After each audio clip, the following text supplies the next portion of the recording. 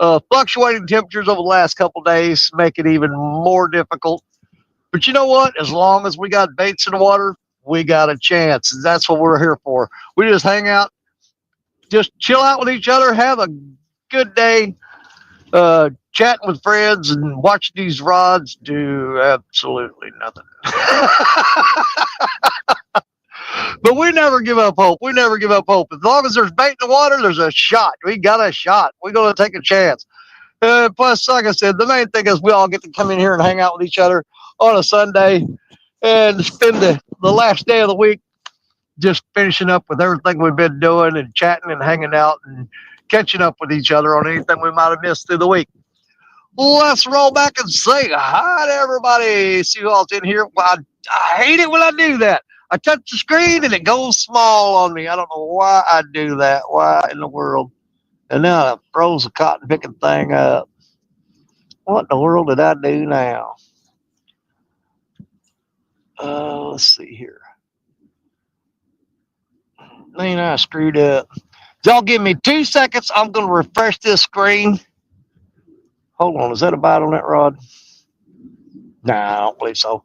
Let me refresh the screen. I hit a button and messed it up. I'll be just hang tight.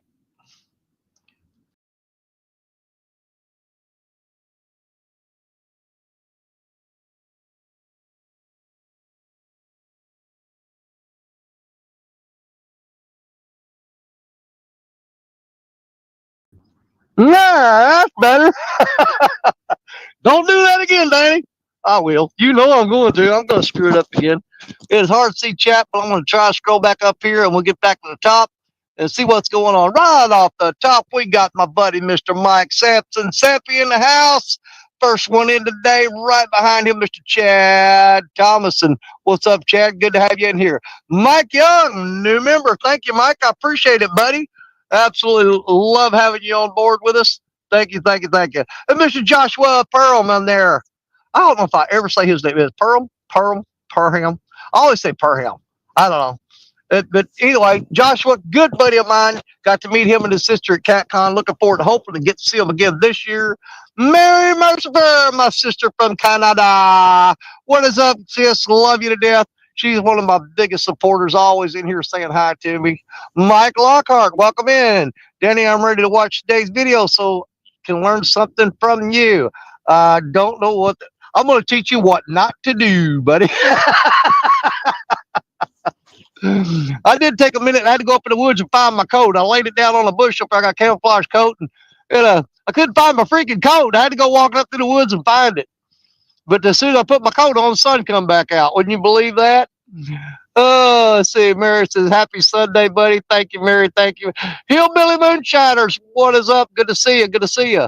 Everybody saying hi to everybody. I'm skipping through that. Wabash Nate in the house. Good afternoon.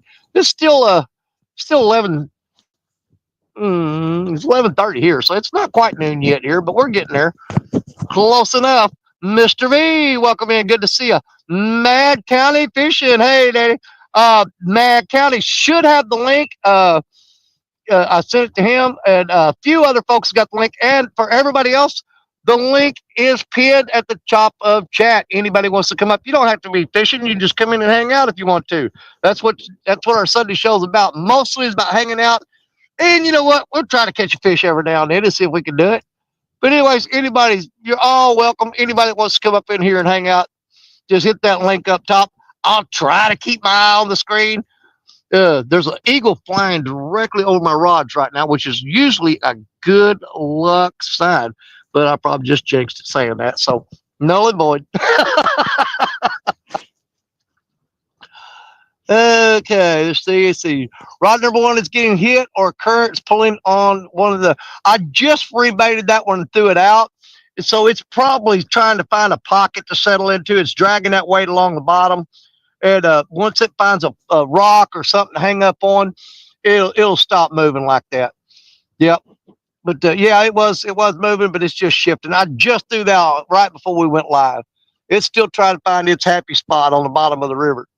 I fish with a little bit lighter weight than most of my Mississippi River counterparts.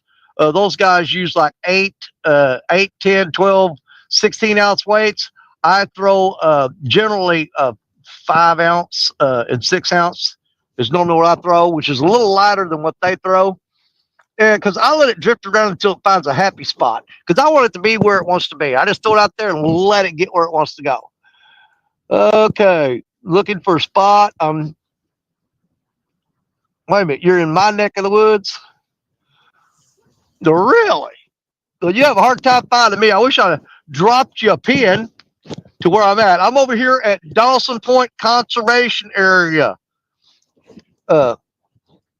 Heck, you might be able to find me. I don't know. We'll see.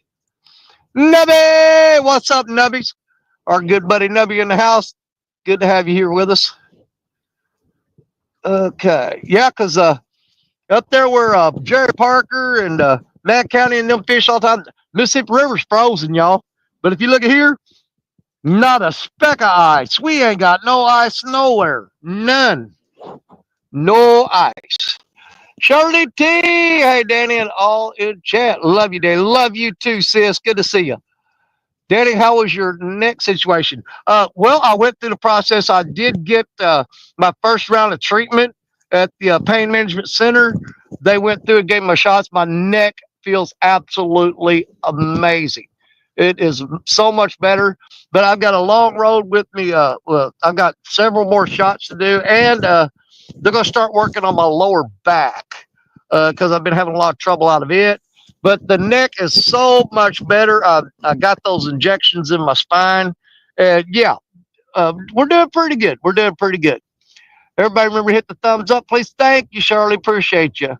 Okay, Chad Thomason. Come on, monsters. Now, it would be nice if we could catch fish. I think the last 3 weeks, I've come to the river, and I think the most I caught was a little 12-pound blue cat in 3 weeks. So it's been pretty tough. It's been pretty tough. And the one of the things I'm having to deal with today is I stopped at 5 or 6 spots on my way over here to try to catch some fresh bait.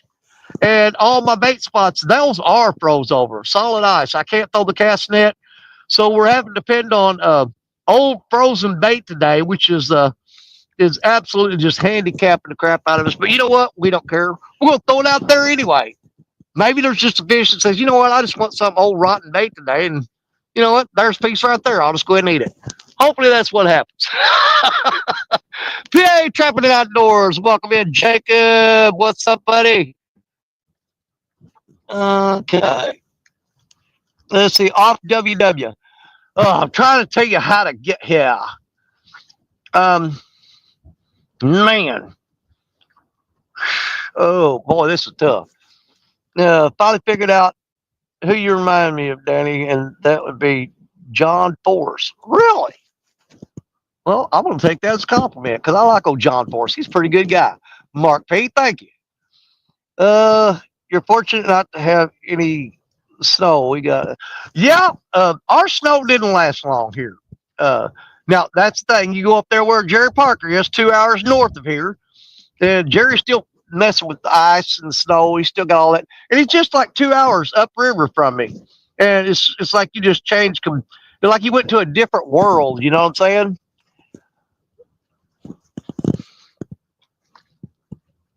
We may pull in a couple of those rods, switch up some baits. I do have a box of worms. I mean, that's a bottom feeder type bait for us out there. And who knows, may get on a carp or something.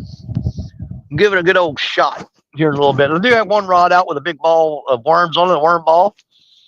Got some old shad in there, some cut bluegill that I caught yesterday, but I left it in the truck all night. But it was so cold, it didn't matter.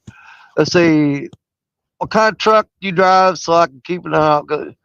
Dawson Point GPS about this way. I'm in that white GMC, buddy. When you come off the levee, the first road that cuts, if you're coming around the backside, there's a road that cuts off the levee down toward the river, and there's a road that runs along the river. Drive up and down that road along the river. You can't miss it. My big old my white GMC 2500 HD series is parked right there on the side of the road. But if you can get on the road that runs along the river at Dawson Point, you will find me. I promise you. Michael Grumpy Vet, what's up, buddy? Good to see you. Wonderful having you guys in here today. Thank you so much. We've got 39 people in already. Remember now, our goal is to. There's that freaking little duck back again. You can't see him. There's a duck. It keeps climbing up on the rocks and jumping in there. I don't know what kind of duck that is. It's weird looking. It keeps swimming out there where my rods are. I think it's one of them little scooter ducks or whatever they're called. I don't know what they are. But they dive down and catch minnows and eat them and stuff. Parker Pursuits, what's up, buddy? Let's see, Jacob. Danny, when we going to get Dustin to come to Baldwin? I don't know, but that would be absolutely amazing. I would love to meet up with Dustin at Baldwin.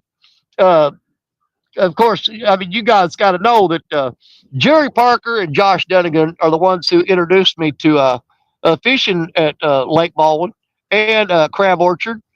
And anytime we've got people coming up that's going to fish those areas, that's they're the number one the people that I get in touch with, because you can't go fishing at Baldwin or Crab Orchard and not have Jerry Parker or Josh Dunnigan there. That's an absolute got to have. So anytime people say, hey, I'm going to come up fish Baldwin, I said, well, let me call Jerry and Josh and let them know you're coming. Because, I'll be there. But, man, I tell you what, if you have a Baldwin or Crab Orchard trip and you don't make arrangements to meet up with Jerry Parker or Josh Dunnigan, then there's no point in going, because that's one of the best things about fishing at Baldwin or Crab Orchard Lake is getting to hang out with Josh and Jerry. I mean, two great guys, really good friends of mine. Friends don't even cover it. Those are my brothers.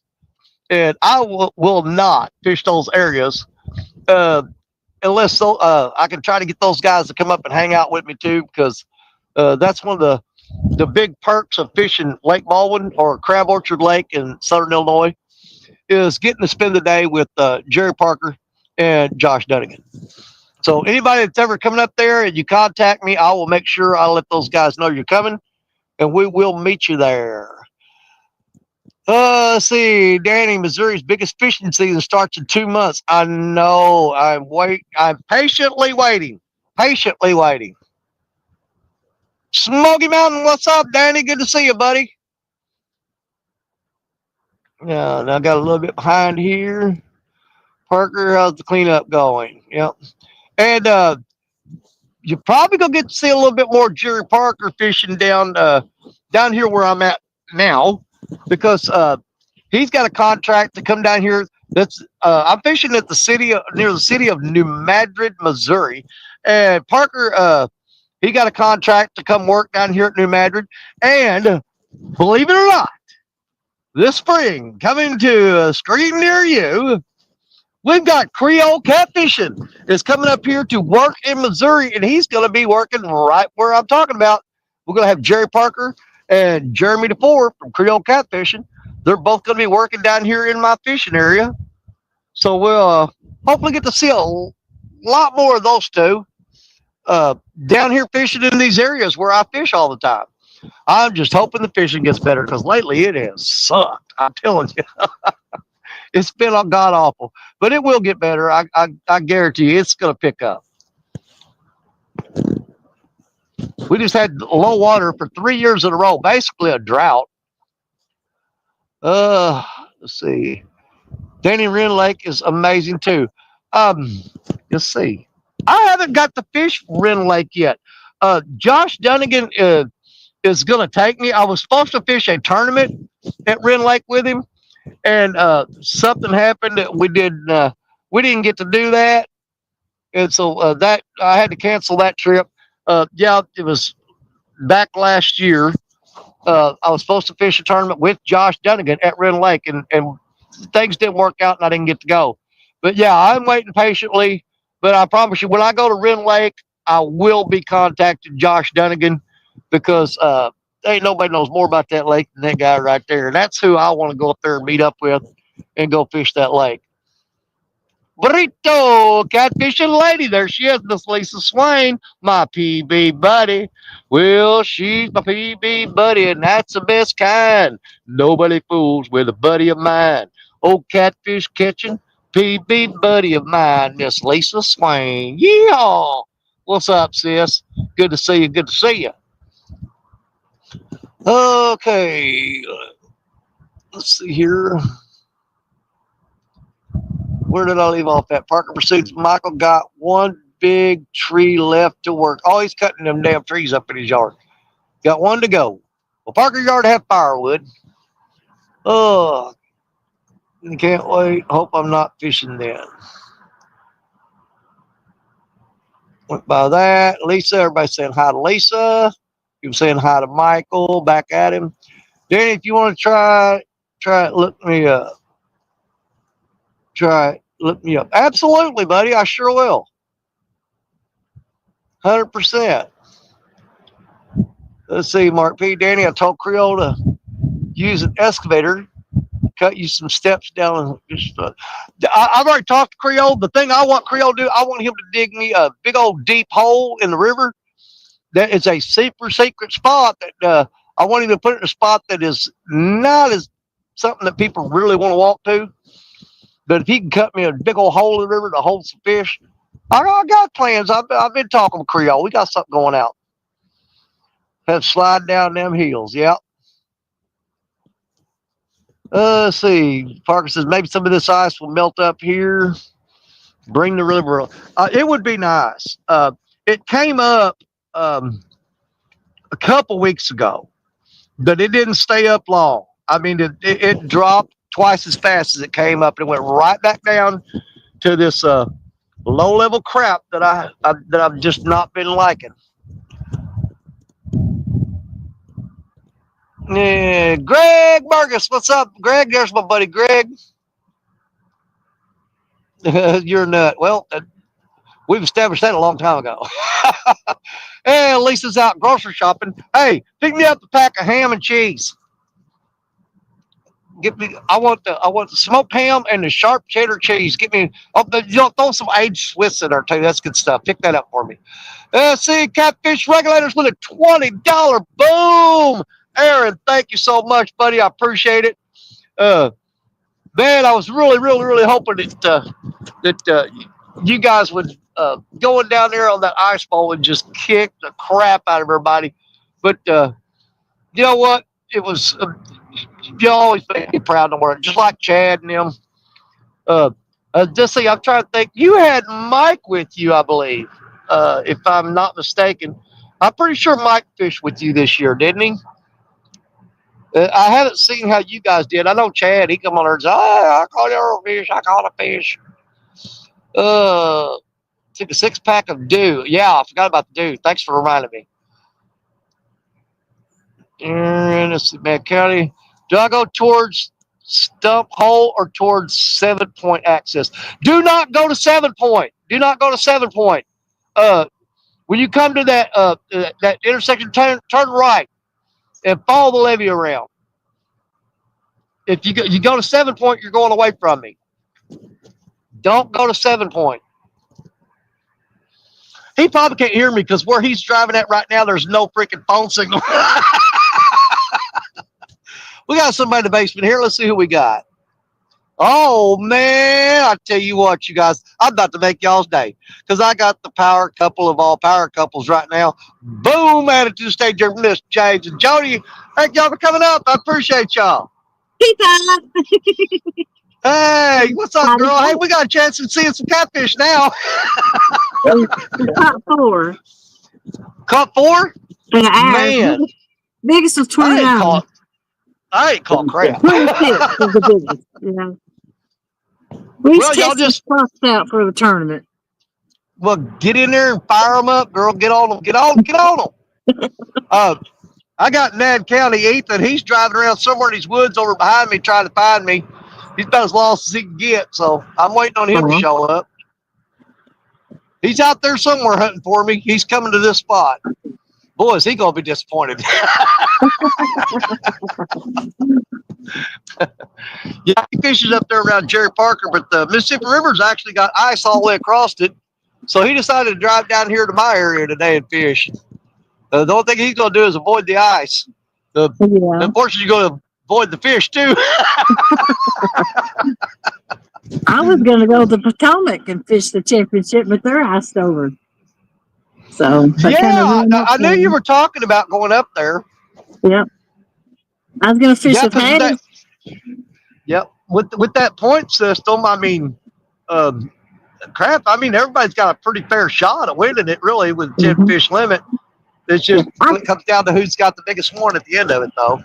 I can't catch 10 fish normally, so I was going to go for 10 smaller fish because I would have to catch 5 fish over 10 pounds to be able to compete with 10 small fish, and I don't see me doing that. I don't know. See, that's my plan. I'm going. Well, I mean, y'all gonna figure out where I'm going, but there's a lot of fish that's over 10 pounds where I'm going, but there's a lot of them that's under it. Yeah. So I figure if anything, I can catch the 10 ones that's under 10 pounds, and then just work real hard and call those out for the ones over as I go. Yeah. That's my game plan. I'm gonna go ahead and catch them 10 little ones, and then try to call them with some bigger ones. That's the plan. Because if you get 10 little ones, I mean, that's 30 points. I mean, there's going to be people only catch one or two fish. If they're lucky, I might be only catch one or two. And if you got the 10 little ones, then you've passed me up big time. Well, that's the thing. In this final tournament, it's all about just getting some points, you know. Yeah. Just one fish will help you.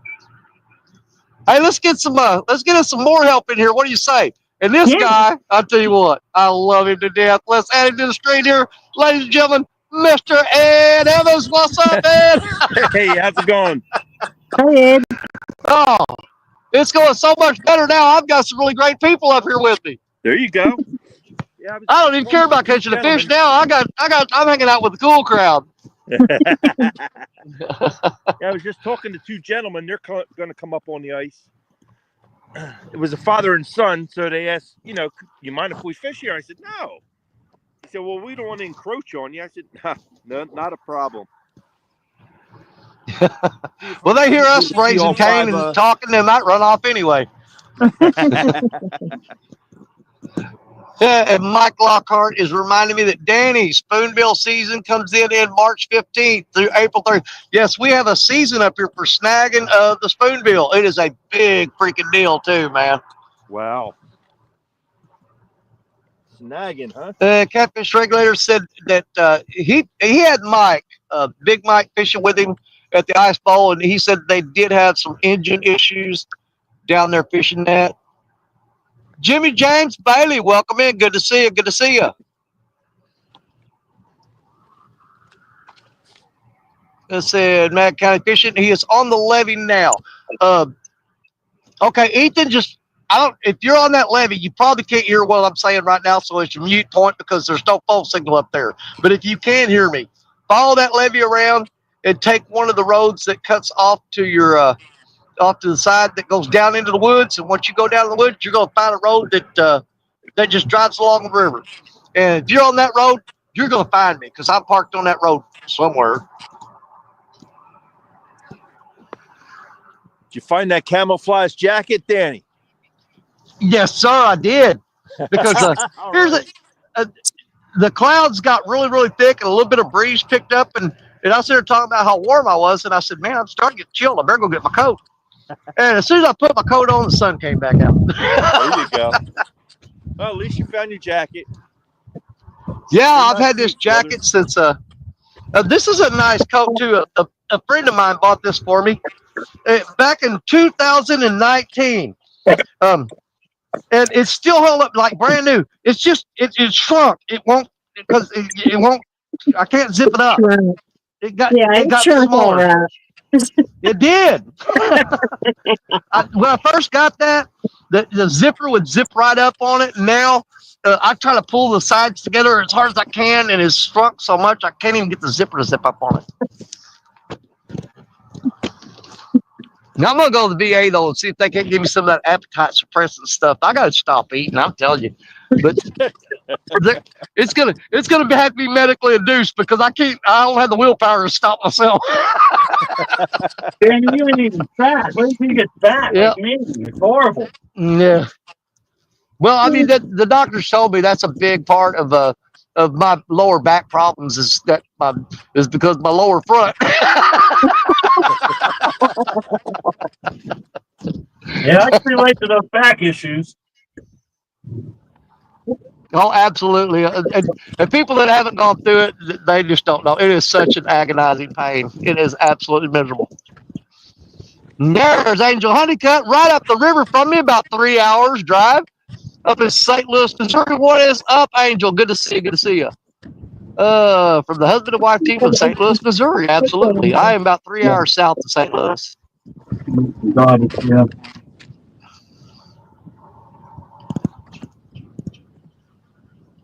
Yeah, he's on the levee. Then got a bag for garbage too. You can take a Taco Bell bag right here. Take a burrito out. Yeah, take it out.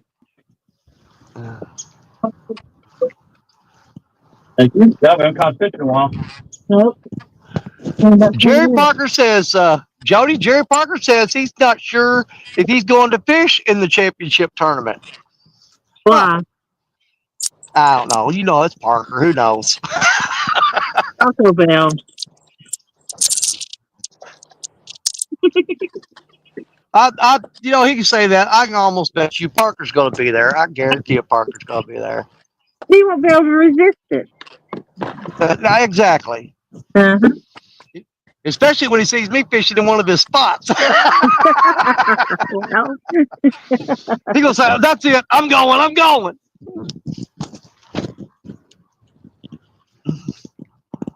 Let's see. Jimmy James Bailey says Jody and Jane are going to catch 100-pounder today. Oh man, that would be awesome. Because I tell you what, you catch 100-pounder on my channel, I'm gonna milk that cow till it's dry. that cow just dry. We're in that shad kill. They're feeding right now, so maybe we can. Yeah, it's a possibility. That's why they're so fat when we pull them up. Yeah, they're loading up on them dead shad. I could use a shad kill around here. I might be able to find some then float along the bank. Mm-hmm. I went to a conservation lake last year. They had a shad kill, and I went up there and I found a bunch of them that were still twitching. Man, I just threw them on ice and said, "Good to go." I mean, they were still alive, barely, but they were alive. So, yeah, I took them home, froze them, and they worked fine. Daddy, it's just a quarter stick of dynamite, and you can have your shad kill anytime you want. Yeah, I did that once. That was the only time my game warden buddy really wasn't happy with me. Yeah, when I first retired out of the Navy, I learned really quick they don't like it when you blow things up in the civilian world. They do not like it at all. Hey, there's Rob Fox. What's up, Rob? Good to have you in here. Good to see you.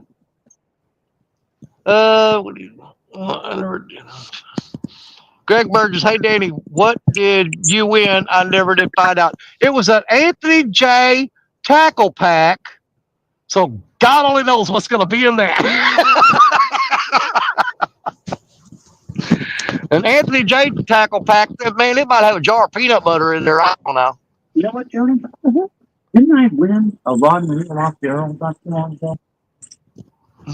For the raffle? I don't know. Yeah, I thought I did. I don't think I ever got it. Oh, hot in here. Yeah, I bet.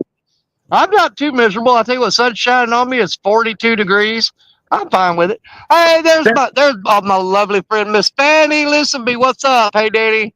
Me and Larry watching you from down here in Ruskin, Florida. You guys didn't tell me you're going to Florida. Oh, that's just wrong, Fanny. I would have went with you and Larry. You should have told me he's going to Florida. I would have rode in the trunk. I don't care.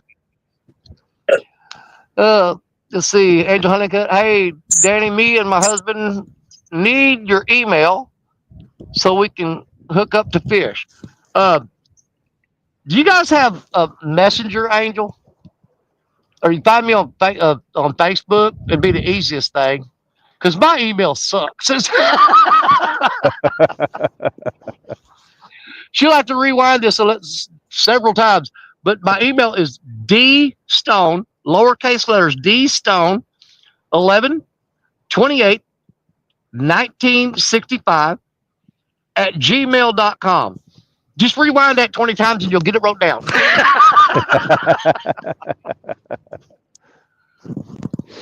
But it used to be, you could go to my YouTube channel in the About section, and my email should be in there. If you click on email in the About section, it's in there on my YouTube channel. Daddy, we got furniture. Wait a minute, we got furniture disease. Our chest done fell into our drawers. Yep. God, I must be way behind on chat. There's John Boy's catfishing in the house. What's up, John Boy? Good to see you. Thanks for coming in. Shirley T, everybody saying hi to everybody. See, I love it when somebody new comes in because they're so busy saying hi to each other, like just skip past all that. Right. Yep. Yeah, you just scroll until somebody actually makes a statement. And I think I made it to the bottom. Let's see how long it takes Ethan to find me. He's out here driving around. Yeah. Ethan's up there in the woods somewhere driving around. He's trying to find me, bless his heart. He can either fish right here to my right and throw into that rocky point, or he can go down there past where I'm at and try to hit that duck. No, it's not. I thought it was getting close to the green line there. Yeah. It's just the finger. The green one. It's one that was green right here. Oh, one of them. I see a line before. Oh, that's the pink one. Oh, okay. Trying to get this camera angle just right where I can actually see the screen. I'm having to cup my hands over my face to throw shadow onto the phone so I can read chat. Because the sun's right in my face. Yes, it is. Let's I got see, it Parker to my States. back, so you could see the tip ups a little better. You better catch your fish early. Yeah, Parker says it's going to be getting into the 50s here and next week. It's going to be a sloppy mess. It absolutely is.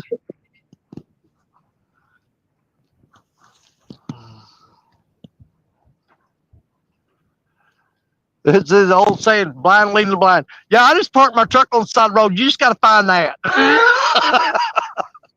If you find my truck, get out of your vehicle, and if you listen, you don't even got to listen carefully. You'll hear me. Just follow the sound of my voice through the woods down to the river. Over the river and through the woods to Danny Stone we go. No, I got right back. Hold up. Oh, crap, he snuck up on me. Hey, sneaky bastard.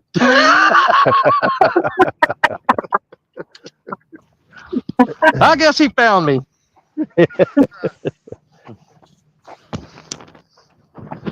Ladies and gentlemen, Mr. Ethan Levi, Mad County Fishing right there. Also known as, if you want to keep it simple, Mr. Zebco. That's what everybody else calls me. That's what everybody calls him, Mr. Zebco. Everybody. Come Hello. down with these old stubby short rods, man. You're gonna look odd sitting next to me, I'm telling you. Should be all right. One of the things, the little baby ones, like 7'6" or something. Yeah, little teeny tiny rods. They get the job done. Yeah. What you got for bait? Some of the chicken gizzards with some of that. Chicken gizzards. Yeah. With like Kool-Aid and crap on them. Not the Kool-Aid, but the catfish. Kool-Aid crap. Okay. Yeah. A lot of Is it Kool-Aid Jello? He's fishing with chicken gizzards. What's that? Catfish nectar. Oh, the catfish nectar. Yeah, I got a bottle of that stuff. It's junk.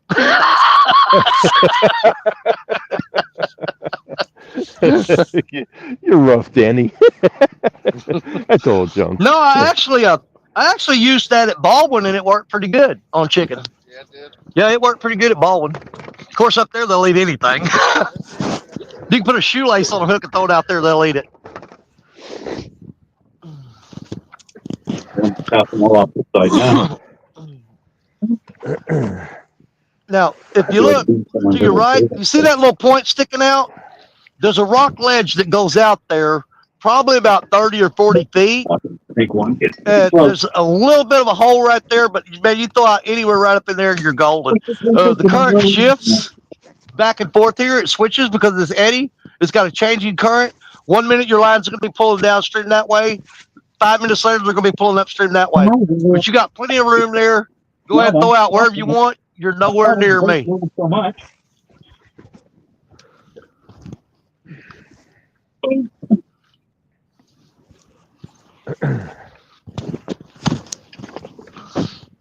I do got a big old bag of shad up here, but you can cut off whatever you want on it. I ain't even opened it yet. I'm not shad, skipjack.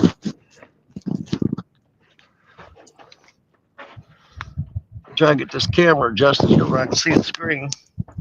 That's a little better.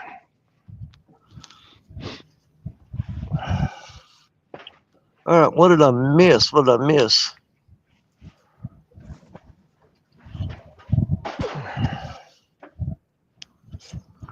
Oh, Missy Kennedy snuck in here on me while I was running my mouth and messing with Ethan over here.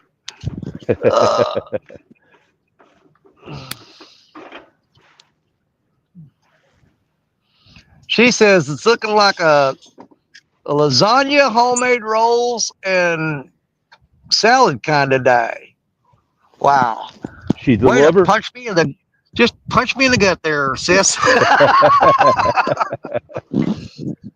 I wasn't hungry enough. You know, they come here and start talking about food because I don't eat when I'm fishing, but when they start talking about food, I never get hungry until they start talking about it. And I'm like, yeah, that does sound good. Right.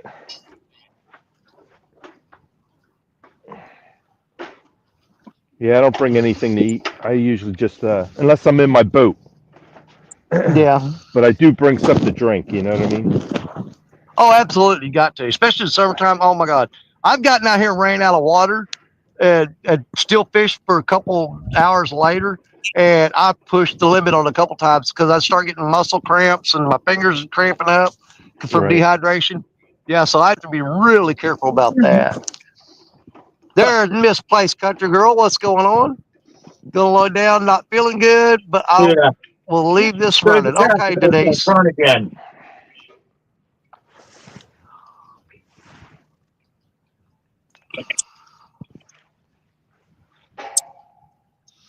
Hey, there's fishing with Big Mike. What's up, Mike? And Rebel River Cat's in the house. What's up? Good to see you. Man, these rods, I don't think I've got one little peck on my Cool Cats James rod earlier, but that is all I've had all day long. Wow. Just one peck on that rod. That one's got a cut green sunfish on it.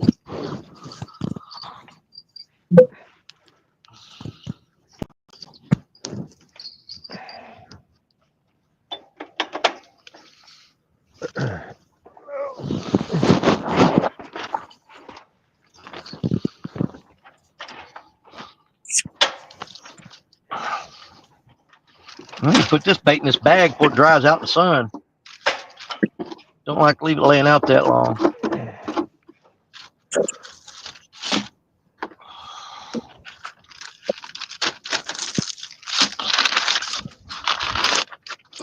I'm going to tear in this bag of skipjack I ain't even opened yet. See what kind of shape these things are in.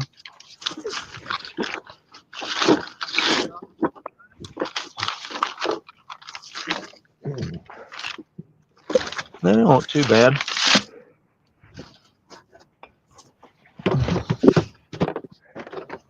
Let's cut into these, see what they look like. These are pretty old. They don't look bad. How's your battery? A little chunk of that. 56. Matter of fact, I think I'm going to reel a couple of these rods, put a piece of this on there. But I got a big bag of these in there, so any of these you want to use, have at it. Yeah. Always throw that intail piece in the river as an offering, kind of like a sacrifice. I'll cut these up. Anything you want off here, just grab it. Little chunk. Yeah, grab whatever. There's, like I said, there's two more of them. There's a big old skipjack in there too that we're gonna cut up. This one here seems like he might be a little mushy. This still looks good.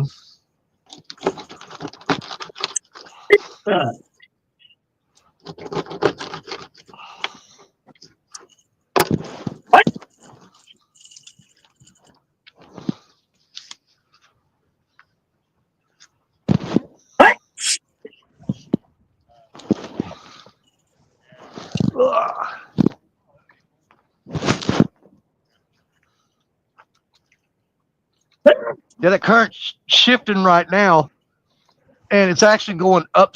The current is flowing upstream, but it'll shift back a little bit. But all my lines are like from here that way. So you got that whole area to work there. You're in good shape. Done. Yeah.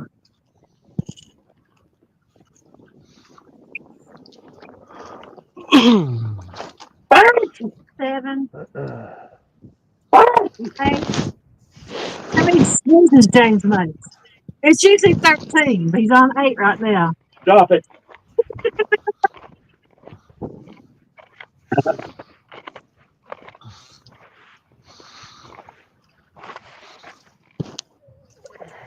Well, it goes against everything I should do, but I'm going to throw in a couple of bigger baits. I'll put some big baits on Jody and James. Yeah.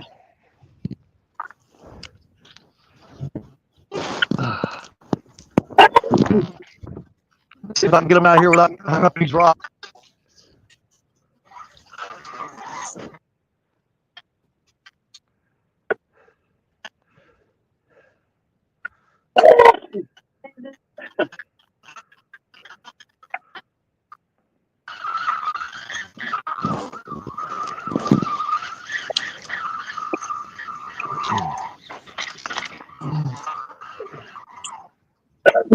Nope, that wasn't one. Yes, it was one. I heard it. No.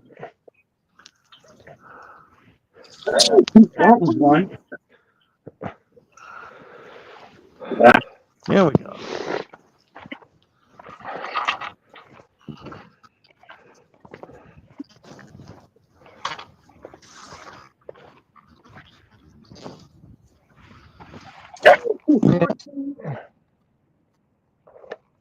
I'm nothing ate it. Nobody cares.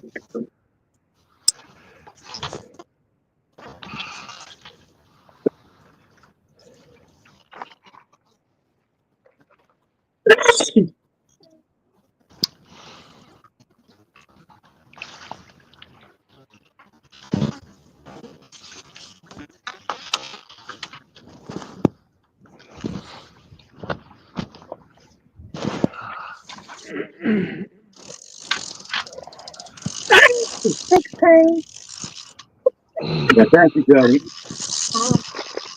Nobody's listening. It's not just 24.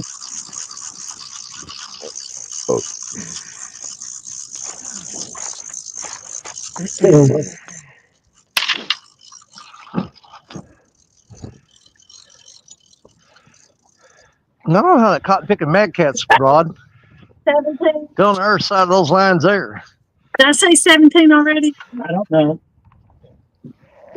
Think you're full of it.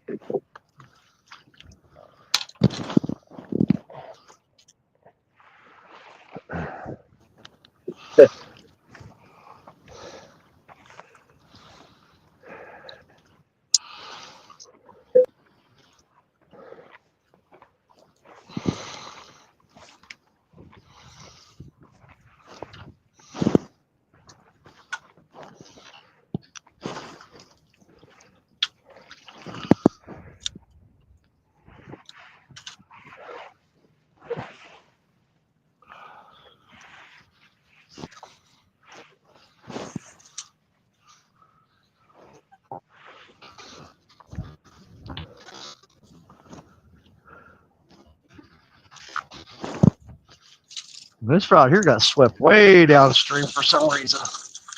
Actually, it's upstream. It's a current.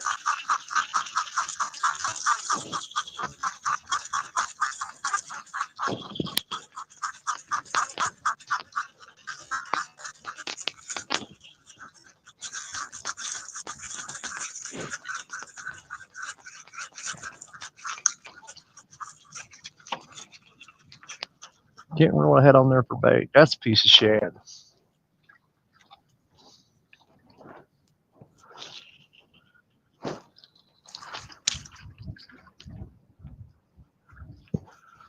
I think I'm gonna load a big old worm ball on this rod too. Try to get some worms out there. See if that'll do anything. Desperate times.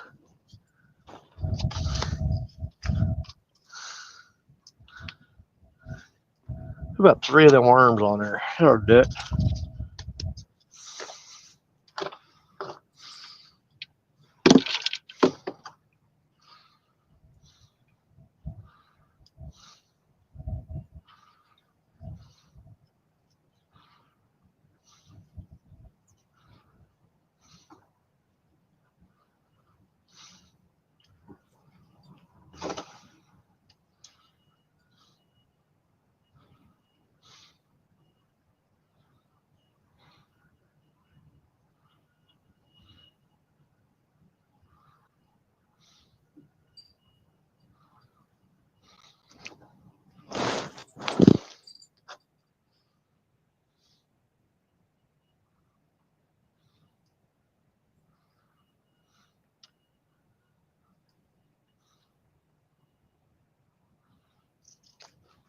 Camera got awful quiet real quick. Oh, I thought my live had ended. I'm like, what happened? No, you're good. Being I quiet. can hear you. No, I know what it is. We lost James and Jody. Let's bring them back. Patty. I knew it got awful quiet. I was like, I thought I went out there front messing with my rods. I thought, man, did my camera shut off? Well, it's quiet. I go look. James, Oh, James and Jody's gone. James sneezed so much, he blowed us off camera. Yeah. 18 sneezes. Every time Jody farts, it makes No. me sneeze. Yeah. Sorry. Try to blow Don't that out of your start. nose, James. Just blow it out of your nose. Horrible.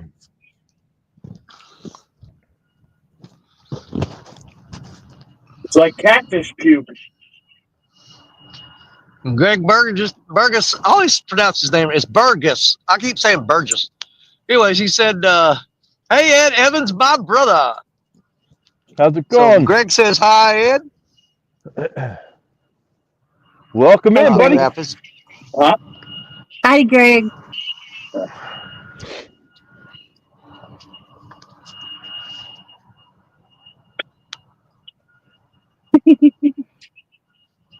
Let's see. Michael Grumpy Vet says his pops always had a superstition. If you fished on Sunday, you always pitched a penny per pole to pay the preacher. I don't know any preachers that work for a penny anymore. No. Hey, I'm gonna give you. Hey, I got one of the best chat readers available right now. Let's bring him up here right now. There he is, Mr. Joshua.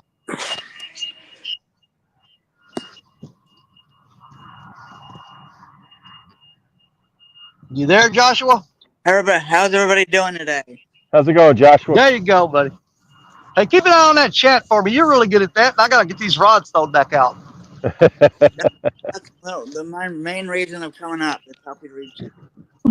Well, I appreciate you, little brother. Small water charter. Good afternoon. Oh, good God. Who let him in here?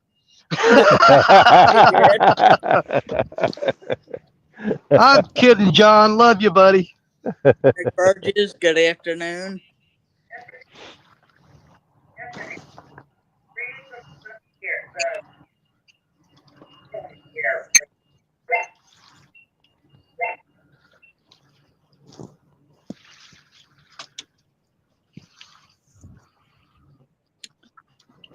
Here, kitty.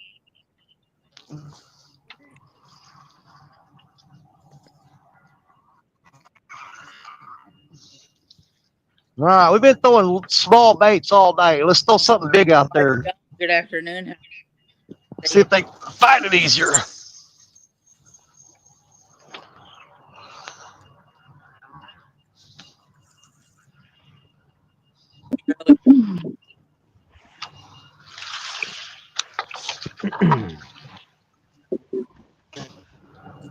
Sorry about that, small water truckers.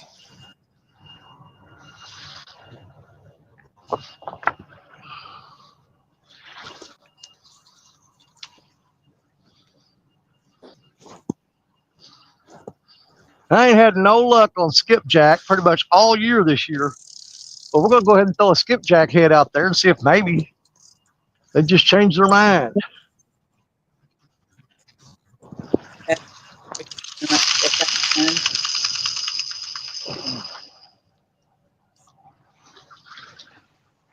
Jody and James, do you have fresh skipjack? We got frozen skipjack and frozen white and yellow bass. Everything's frozen. Okay. Yep. Yep, everything on is frozen. Like I said, I got some spots where I can throw the net and get shad, but they're frozen solid. Right. All my bait spots are frozen. I tried casting the net out there; it just skips across the top. Yep. It fans out really nicely though on that ice. All I got out of that was practice throwing the net. That's good.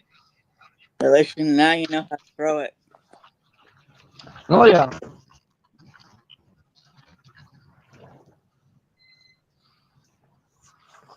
Yeah, every one of these rods are just sweeping right back up toward the bank over here from that current. Small water trotter said that may have hurt my feelings a little bit. Nah, he's lying. He ain't got no feelings. He ain't got no feelings.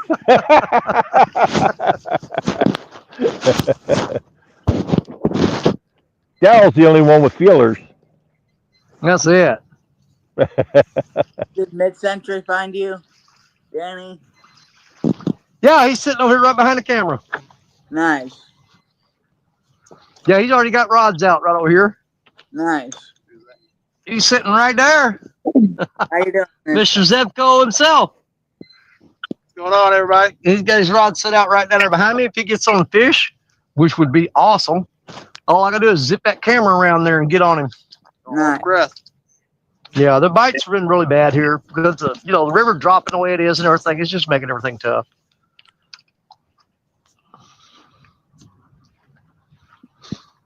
But yeah, he lives up there around Jerry Parker, and everything's frozen up there. I mean, even the Mississippi River's got ice all the way across it. So he made the run down here today, 2-hour drive down toward me to hopefully at least find a thawed out fish in this water somewhere. Weekly, good afternoon. Small water says feelings, nothing more than feelings. Trying to forget he's singing to you. these feelings of love. Teardrops rolling down my face.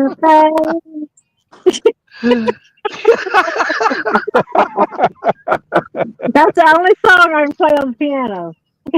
There you go. If James can figure out a way to put a piano on that boat, that's going to be really cool. No, it's not. I want an accordion. It's got a keyboard on it.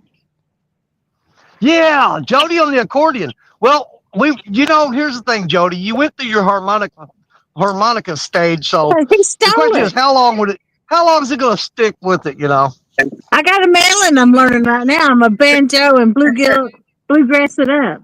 Small water trotter. There you go. Trying to escape my feelings of love. Yep. Yeah. Yeah, Jody, James you start had picking trouble getting bluegrass. rid of the harmonica. That's my favorite music. Yeah. I love me some bluegrass music. I'm gonna make a bluegrass band up. The thing about it, Jody, if you learn how to pick that banjo, you start rolling up in there and Daryl's in one of them spots and he hears that banjo music coming, he's going to get out of there. Daryl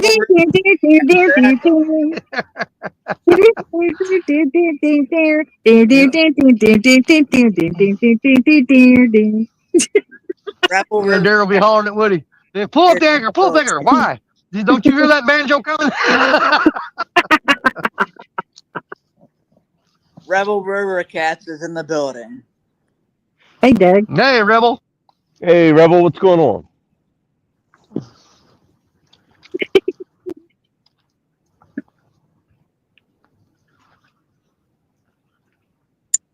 You got a pretty mouth, city boy.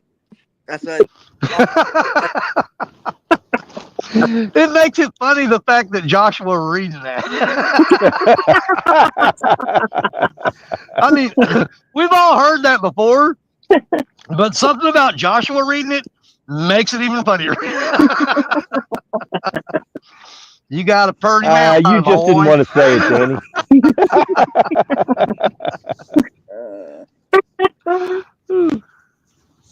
Hey, Greg Bird. It's a lot of work to get down to it, but That ain't too bad. yeah, but I'm talking about this.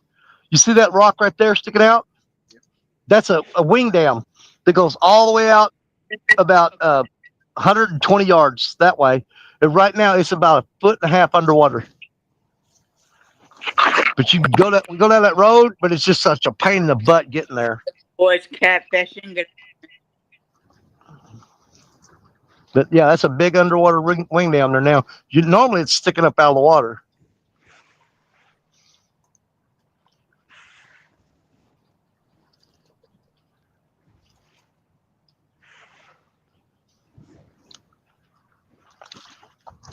Did you say you had somebody new come in there, Joshua? Who'd you say? John Boy. Oh yeah, John Boy's been in here for a minute.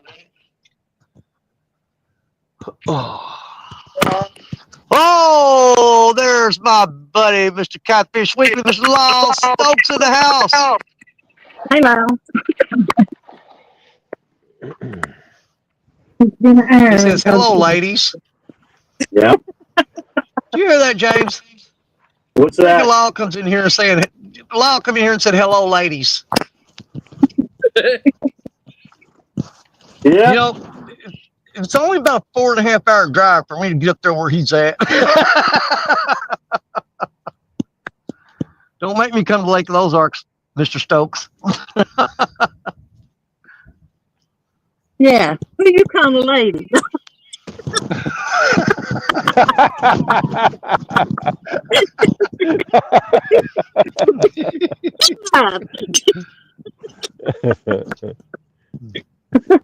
You tell him, Jody. Oh. Small Water Charter says, James, you can relate to this. Small Water Charter says, Taps was tough at Pop's funeral. I hear you, brother. I can't even hear. I can't hear it play. It kills me every time. It does, dude. It just, man, I'll tell you what, I'll bawl like a baby. Yeah. Yeah, every time. And Benoit finally been here. I don't know if Benoit's still up fish or not, but the link is pinned at the top of chat. If Benoit want to come up here and hang out and hopefully catch some fish, I'm counting on James, Jody, and Ed. And we'll probably Look, since they come up here, they ain't gonna catch nothing now.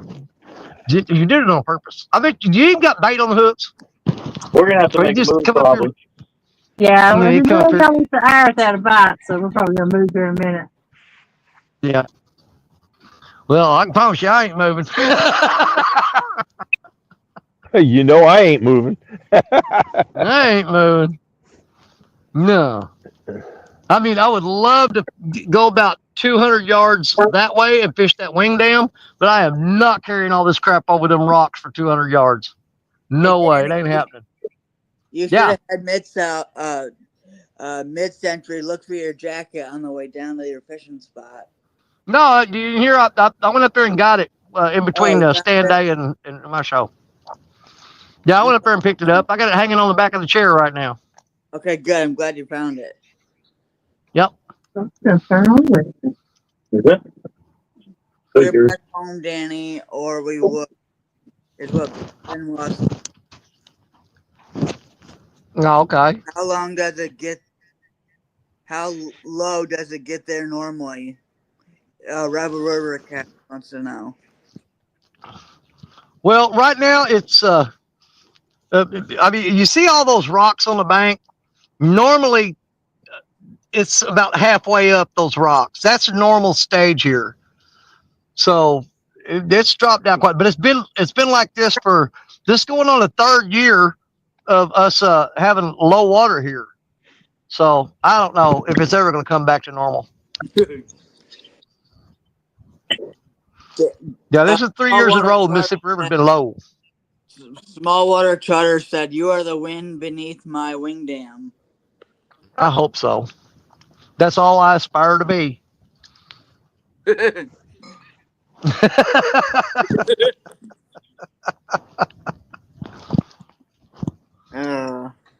Out of all my accomplishments in life, that's the one that's the most important to me.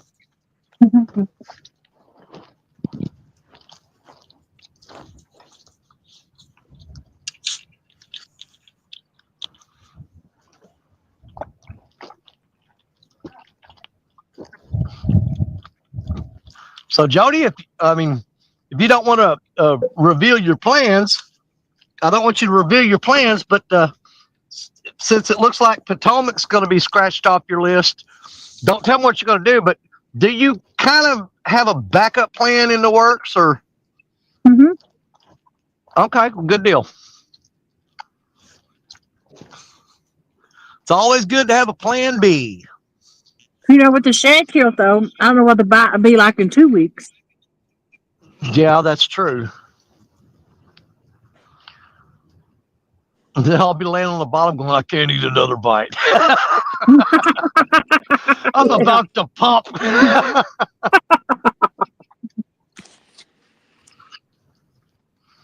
You'll be like me and James at Thanksgiving.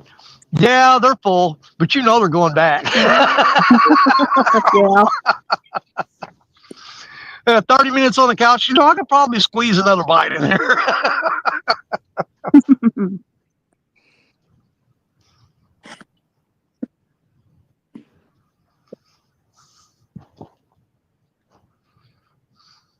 Benoit Fishing Outdoors said, "Only took a small propane tank once stand day was over. The heater kicked off and we packed up. Gotta edit tomorrow's video." Okay. Well, just be safe getting off the ice.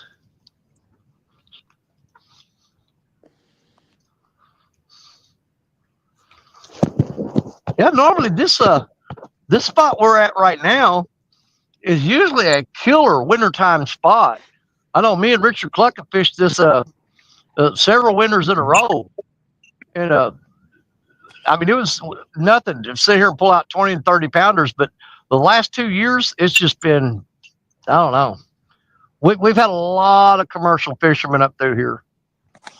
People think it don't make a difference, and I know it sounds like a broken record. We talk about it every week, but you can absolutely tell the difference between before they came and after they got here.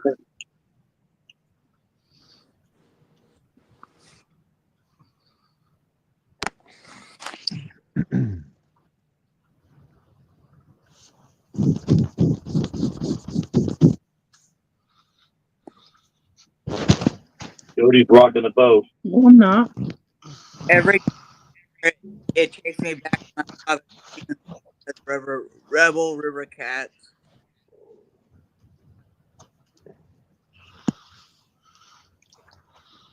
We've got 47 people in the house. That's pretty good. Awesome. Okay. That is awesome, brother.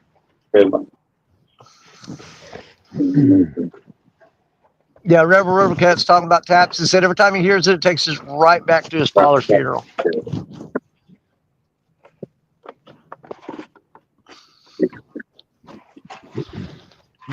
See, I'm not going to, I'm a veteran. I've got, I've already got my cemetery plot in the veteran cemetery. Station, I have a plot in the veteran cemetery that's north of us here. And, I'm not going to have them play taps at my funeral. I'm going to have them play roll out the barrel.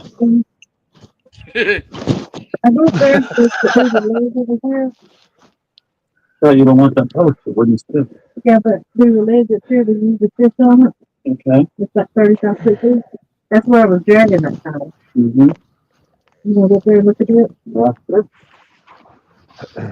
And if it don't work, then we'll go up there and try it. Sounds like a plan. Jersey's in the building. Hey, Jersey. Jersey. Putting the final touches on my order. Mm-hmm. What? Mike Irvin. Mm-hmm. Welcome in, Mike Irvin. I'd be happy right now if a big old drum ate one of them worm rods.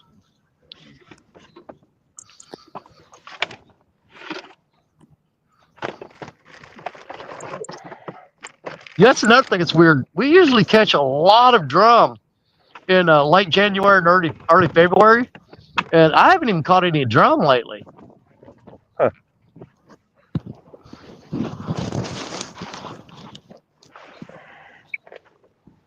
And where are all these waves coming from? I don't know. Maybe. Cujo says no ice, Danny. Not a lick, Cujo. We don't have. Like I said, there's not speck ice down here, which is so weird because the Ohio River is between me and well, Cujo and Jerry Parker live up there together too. They're in the same area. They don't live in the same house, but but I mean, when I said they live together, I mean I don't mean in the same residence, you know. I mean, but they've got ice everywhere, and 2 hours south, you can't find ice. There's none. And the only difference I can see is really it's not the temperature. It's that the Ohio River is in between where they are and where I am. So the Ohio's dumping in here, and I guess all the toxic chemicals in that water just melt this ice. I don't know.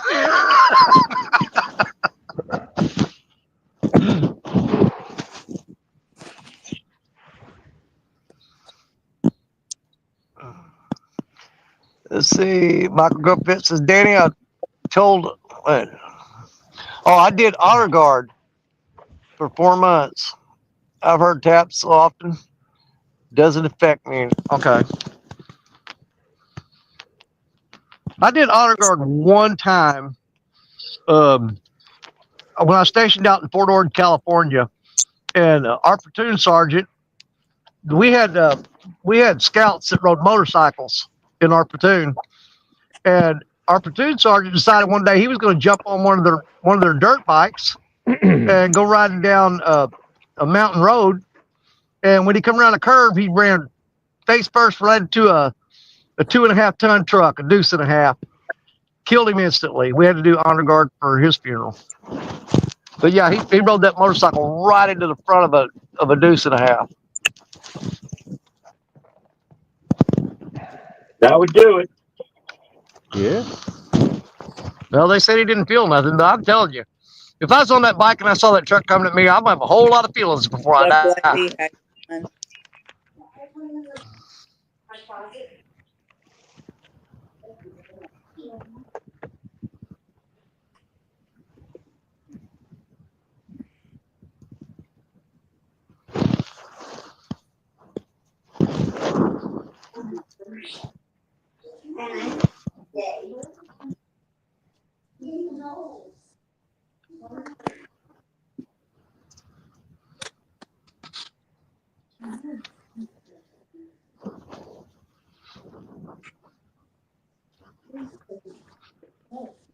Yeah, I keep coming back to the same spot week after week after week because I think about all the years in a row that this has always been a good wintertime spot.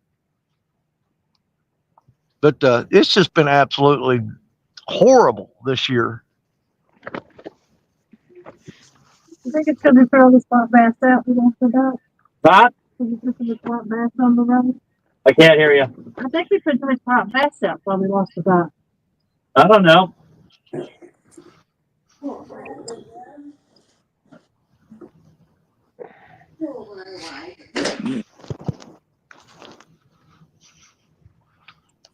Yeah, we're fishing in this eddy. That's the 4th time that log has floated by us right here.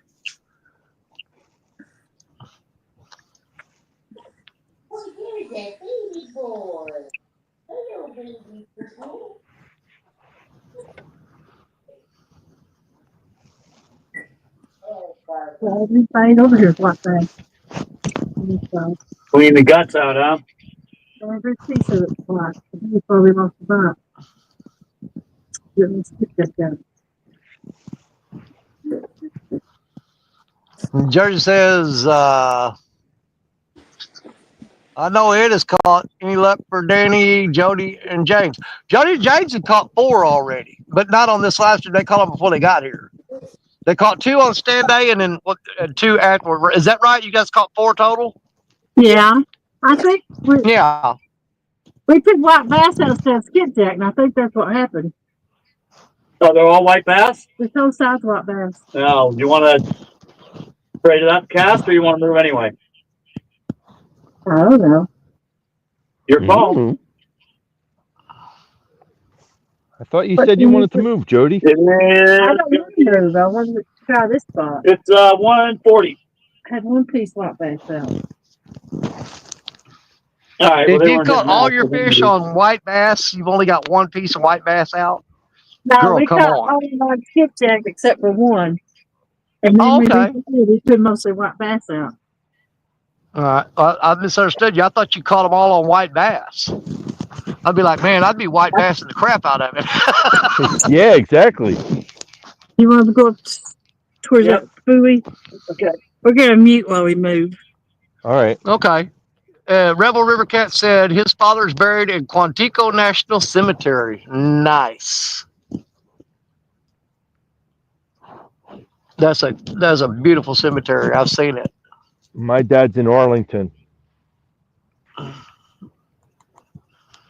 That's big time there, buddy. Yep. Died when I was 9 years old. Well, the plot that I have for myself and Stacia in the Veterans Cemetery is in Bloomfield, Missouri. And it is actually the building that is out in front of that cemetery is the original building for the Stars and Stripes magazine or newspaper. That's where it started at, was there in Bloomfield, Missouri, and the original building, the museum's there for the Stars and Stripes. And they've got the Veterans Cemetery out back of it. And it's pretty nice. I mean, there's a big, huge fountain out in the middle of the cemetery. And they take very good care of that cemetery. At first, my wife didn't want to be buried in the Veterans Cemetery because they told us, said, well, you know, they put the husband on top of the wife, and that's the way they bury them, in the same hole. And if the husband dies first, they'll actually dig you up, lift you out of the ground, put her in the ground, and then throw you back in there on top of her. And that didn't bother her so much, but they told us that you don't get your own headstone. But we found out that is not the truth. That they actually, like, my name will be on one side of the headstone, and hers will be on the other side. That's what they told us, anyway.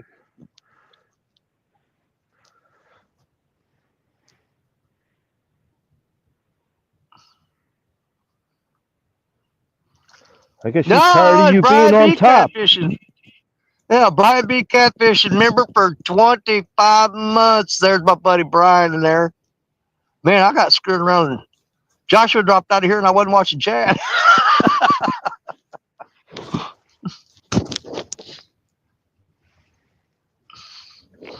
Brian B. That's something that a bond. I'm going to call it a bond that Brian B. and I have. Is that when Brian B. first got monetized, I was his very first channel member to Brian B. Catfish, and I was the very first one. And when I became monetized, Brian tried really hard. He tried to get there and be the very first channel member to my channel. But somebody There's a flag up. So there's got a flag up. Yep. So since Brian couldn't be my very first channel member, he gave me my very first super chat.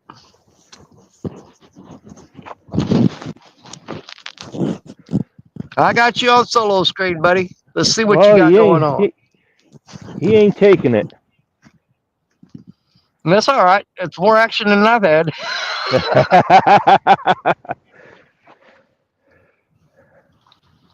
Michael Grumpyvet says Arlington is peaceful to walk through. Found Pappy Boynton. Oh yeah, man. Joe Lewis and a few others. Sweet.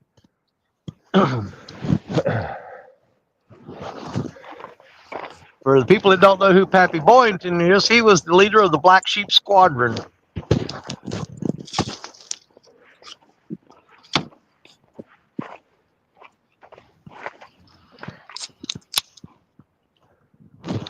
Jersey's saying the water should open up there in a week if temps are as they are forecasted. Okay.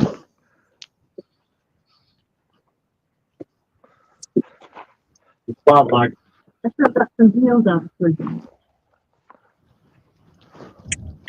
think in the back of the boat should be going about like this. With the way the wind's blowing, I think we'll stay more stationary here.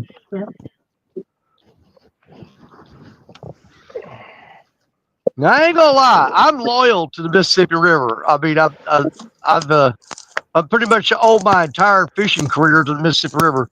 But I ain't gonna lie, I'm looking forward to that tournament. I'm gonna go somewhere else and catch some fish. Actually, catch fish. I want to see these rods bend again. You know, for the love of God, it's been so long.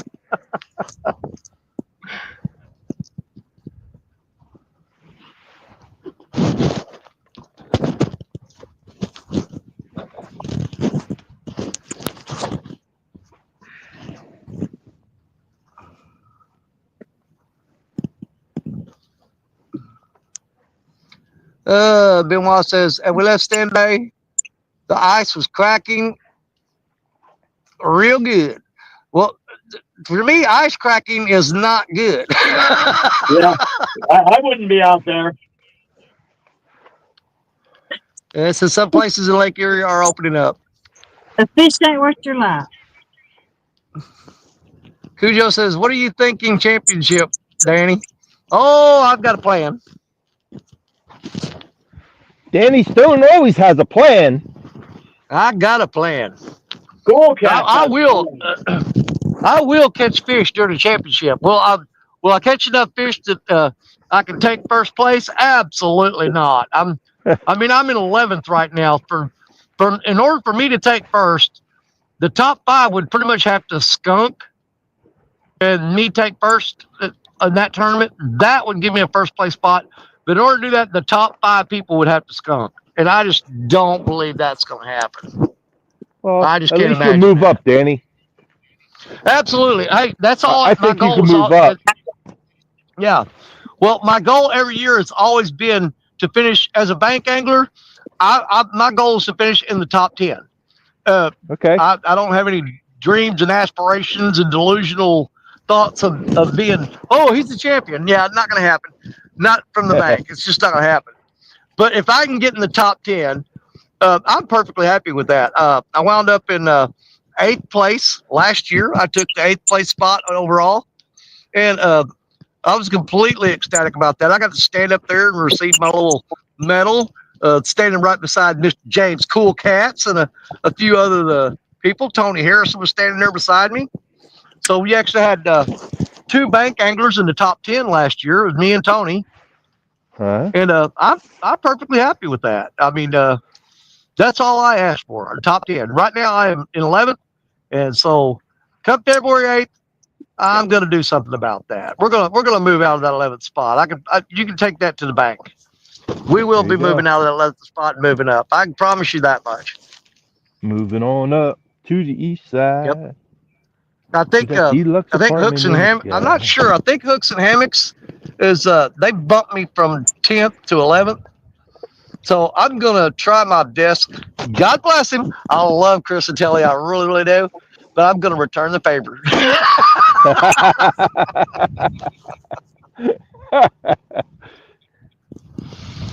Yep. My goal is to be a woman angler finishing in 10. We'll see. I think I'm 7th right now. I thought you were you were at 5th at one point, weren't you? Or did you finish 5th in one of the tournaments? I've I won. think they're tied. They're all tied. I'm going second 3-4 times. Yeah. I was fifth at one time, but the last 2 tournaments I didn't fish them. That kind of hurt me. I would have moved up to Yeah, it probably fifth did. place. It did. I remember that. Jody, how many first place wins do you have? 1, and then I think I got 2 or 3 seconds and some thirds. I've got 1 first place win. That was the finesse tournament. And I think I have a 3rd and a 4th in there. The rest of them, I've been like anywhere between 6th and 9th in most of them. I lost one of them by 3 pounds one time. I think I got 1 first and a couple seconds and a couple thirds.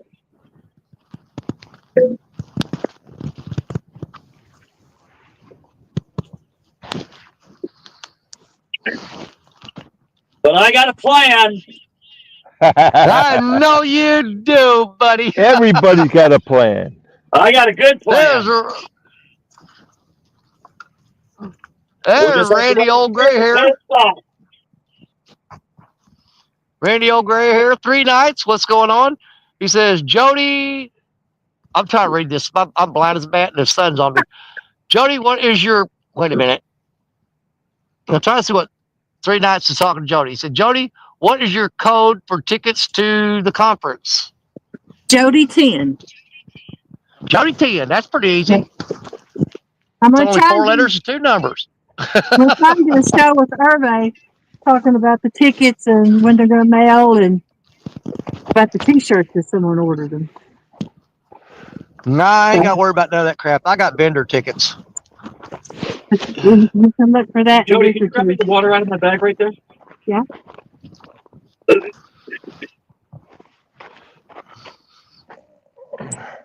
Thank you very much. You're welcome. Let me know when I got to go out there and net your fish. We'll see if we get one here.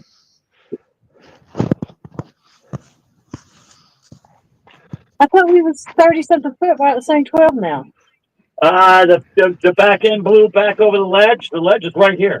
Well, I did cast that way. If the boat turned that way. If the back of the boat swung 2 feet that way, you'd be back in 35 feet. No way. We moved more than that. Nope. I'm looking right at it. There's plenty over there. 3 nights says, does anybody know what the kids' pricing is? I can't remember. Kids under 18 Kids are free? Yep. Okay, that's what I thought, but I wasn't sure. I knew that kids were free, but I couldn't remember the age cutoff on it. And that's a good help right there. They'd be free.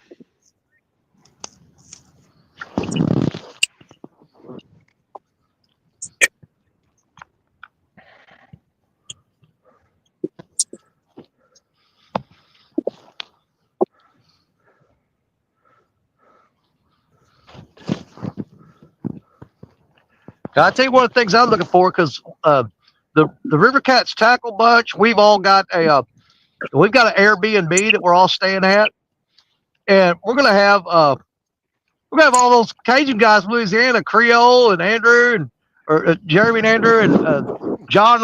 They're gonna be coming through. I think they're gonna do almost all the cooking. So, man, I'm gonna be eating Cajun for like 3 days. You don't sound like you're complaining. I'm not complaining. I'm drooling, buddy. it's a making my mouth water. I have to use this bake towel to wipe slobber off my chin.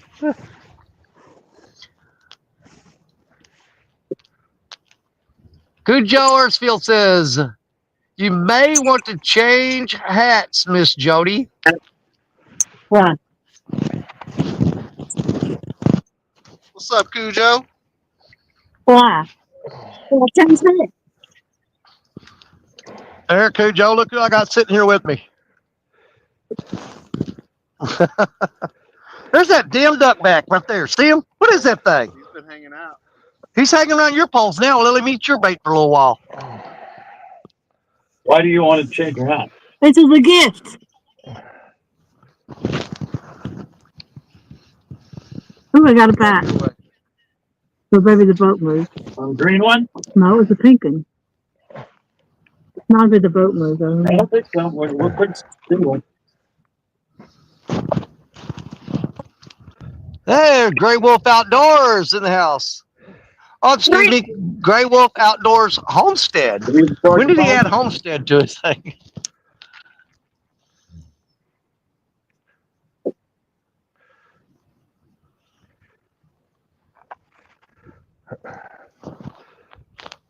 Change hat.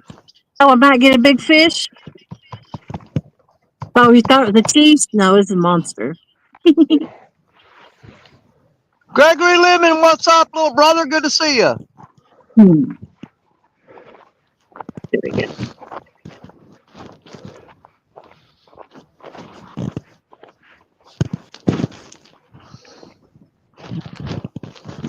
I keep hearing his feet. He's walking on that ice, and I hear it crunching under his feet. I'm waiting for that loud crack. Look at them out. I'm right at the very, Johnny, I'm 3/4 up the ledge. I could pull forward 5 feet and make it deeper.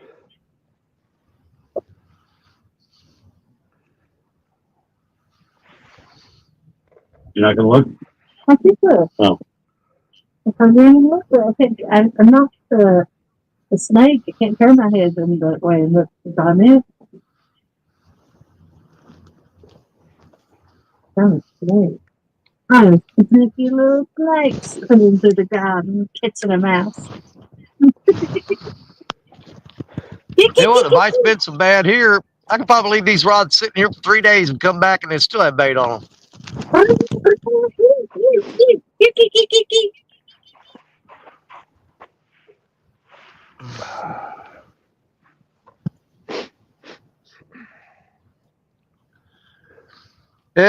Grey Wolf Outdoors says, how much are the tickets to CatCon?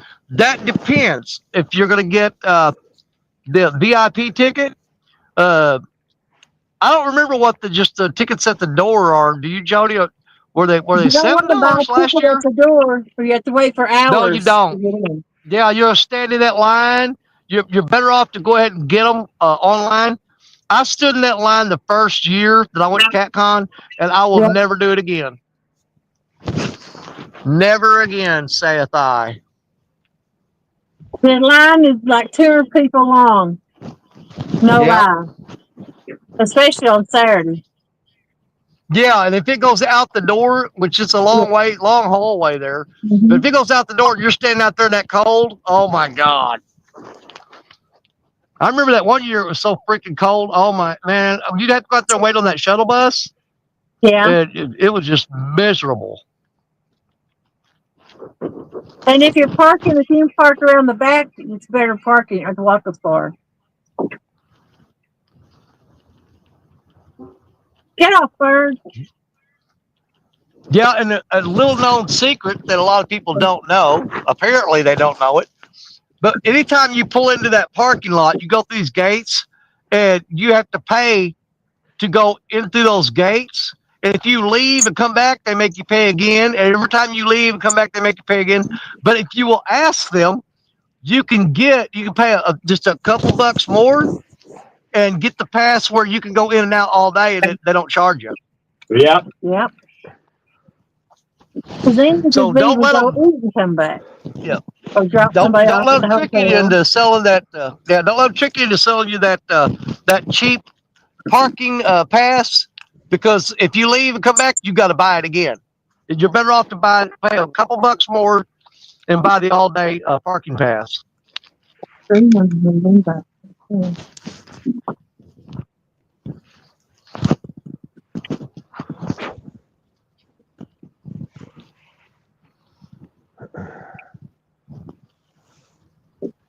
I forgot to see what time it was when I got here. Yeah, I'd give maybe 5 minutes, 7 minutes. What time is it? 2 o'clock right now. Yeah, Rebel River Cat said he was hoping to make it to CatCon this year, but it's not looking good. Just park outside the gates. I've never tried that. That's a far walk. Oh my God! What did that be? Like a mile and a half? Yeah, with 1,000 cars driving by you. Yeah, forget that. Man, I ain't got that much walk in me. I wouldn't be able to walk around when I got in there. I can imagine. Park outside those gates. It's a mile and a half walk to the building. Get all the way to the building to have Stacia turn around, look at me, goes, I left my purse in the car. Can you go get it? No. No. No. You're not going to have your purse with you today, it looks like.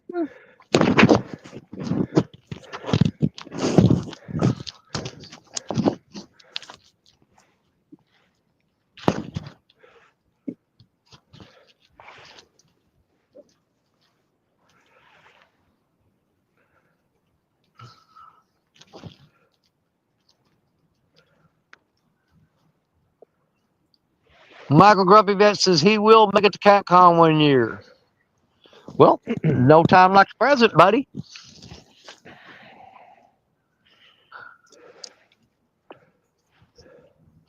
And Grey Wolf says, what if I get tickets online? How much are they just for general admission? For general admission tickets, how much is it? Usually $20 and up, I'd say.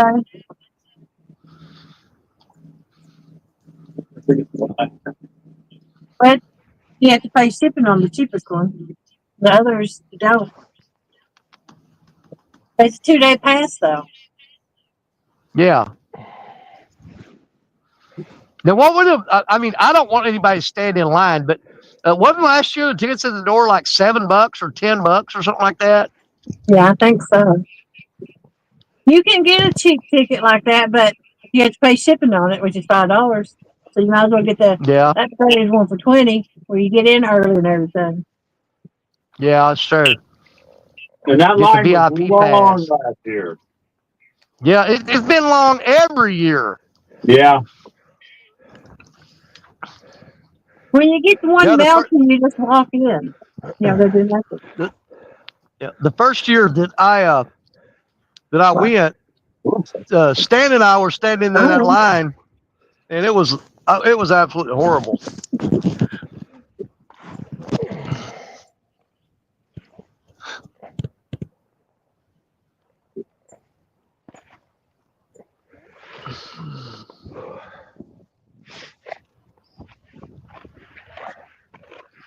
Jersey says no CatCon for him this year. He will be at the gathering. At the gathering, he can fish. We got guys that fish at the CatCon. Yeah. Matter of fact, all the guys I'm staying with, they're going to go down there and fish.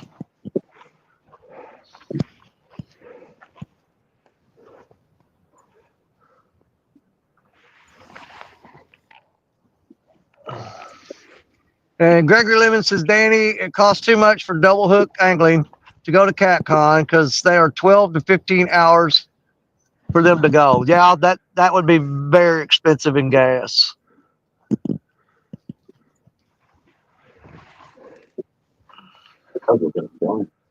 Did you see Chad was talking about pulling this boat to there, Wabash Nate. What's up, Wabash Nate? Yeah, I spoiled this. Yeah, what about it? You know what the gas mileage he gets without pulling the boat? What? 12 to 13. Oh, when he's pulling the boat, what's he get, like 6 when he's pulling the boat? That's less than 10. And I'm like, geez, I could never afford a truck. Getting 9.5. Yeah, but without pulling the boat, just a regular gas mileage is 12, 13 miles a gallon. I could never afford that. Yeah, I get like 14 or 15 when I'm not on the boat. Mike Irvin said VIP tickets are $25, but they're probably sold out now. Now, here's the thing. Last year, it was saying they were sold out, but if you click the link below that, they weren't. They had some kind of screw up on the link last year where they were saying tickets were sold out, and they were not sold out. And they got a $50 or $55 one where you get a special edition lantern and a T-shirt.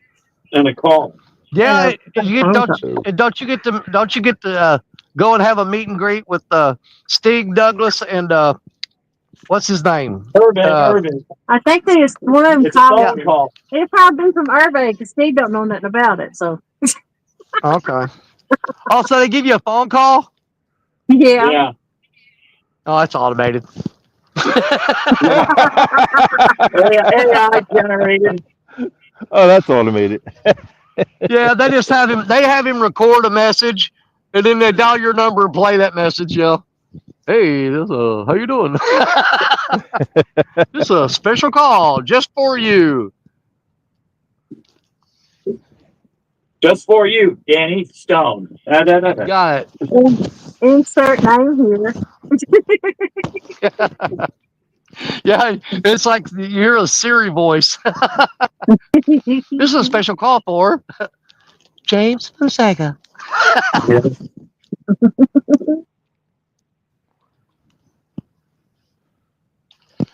Gregor says, "What bait y'all all using?" I'm using crappy bait, junky bait, and nasty bait. A bunch of old frozen junk that was in the bottom of the freezer. It's a skipjack, shad. I've got some bluegill and a box of worms. In case of emergency, break glass for worms. Worms. Yeah, I got 2 rods out with worms on. Man, I'll catch anything. I don't care if carp bites. I want to see a rod bin. I'll throw a worm out there. Maybe a carp will eat it. Yep. Or channel cat.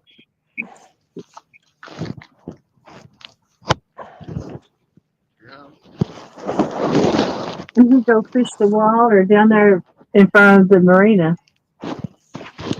You make the picture. You want to go up to your post up here? I usually catch fish there overnight, not during the day. Oh, okay. Grey Wolf says he lives in upstate New York. It'd be worth saving up the money to meet all of us. That wall down past here. If you want to hit this We'll wall do our here, best to first, change hit your the mind, buddy. wall, on our way out. I don't do any good there, but if you want to try it, we'll We've done okay there. I don't myself personally when I'm by myself. But if you want to stop and fish it, I'm fine with it. We'll just take a quick look. Okay. All right. Lisa Swain looked it up. She said 2-day pass online, $10 plus tax. VIP 2-day pass is $20 plus tax. Honored guest pass is $55 plus tax.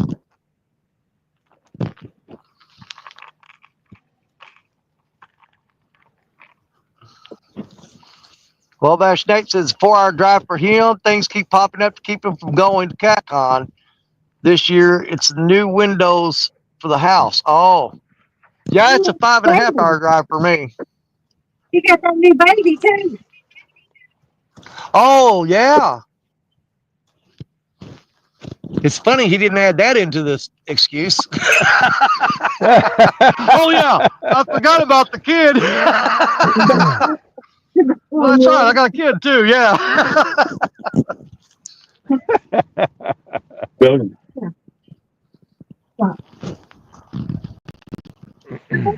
I know.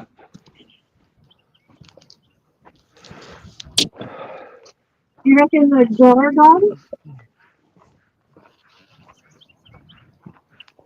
Gregory says he's got a CatCon banner from last year. Clean break, not a knot or anything. Look what James reeled in.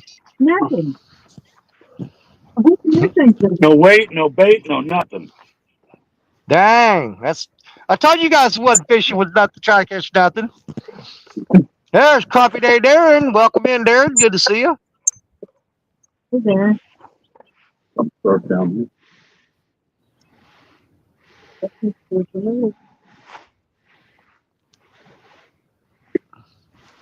Cujo said he went to get bait a while ago through the throw net. 2 throws, got 3 million shad, about quarter size each.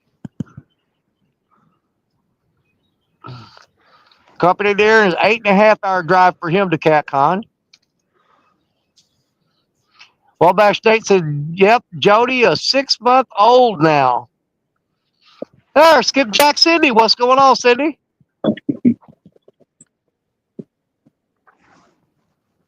And Benoit said they're ready for this ice to be gone so they can get on their jumbo shad run.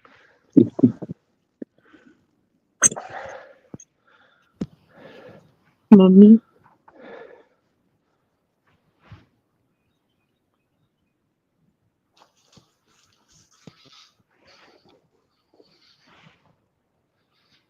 Well, I'd love to say that this is the longest I ever sat without a bite, but it would be a lie.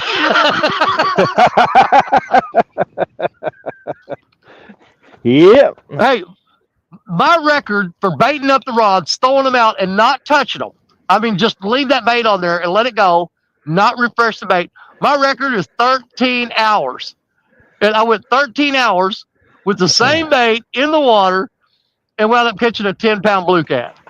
Huh.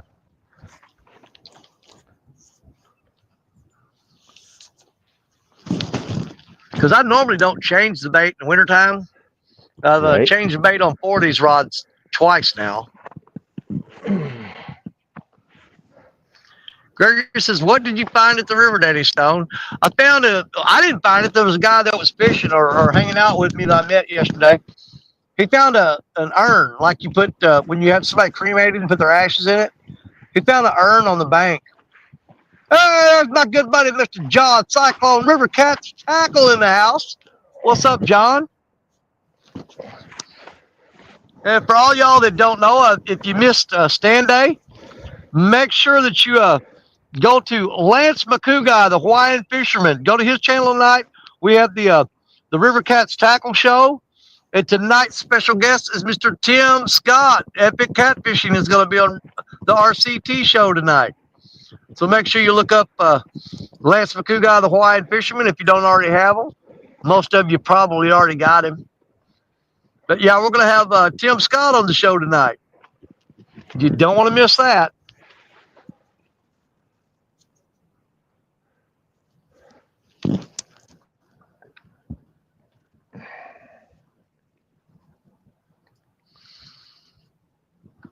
And Cujo said, you have all paid your dues. Patience is what makes you fantastic. Good luck, everyone. Thanks, Cujo. Appreciate it, buddy. Yeah, I have no problem sitting in one spot for long periods of time. Me either. Don't bother me a bit. I can sit here for 2 days.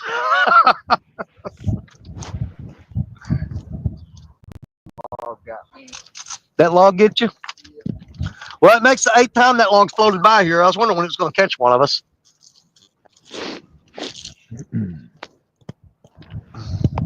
Hey, somebody put a bag of Cheetos in my cooler. Where'd those come from? Bag of Cheetos.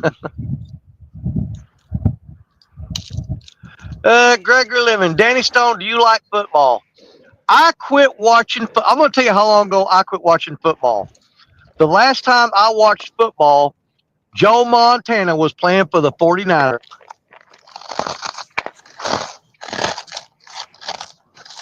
When they traded Montana off, I quit watching football.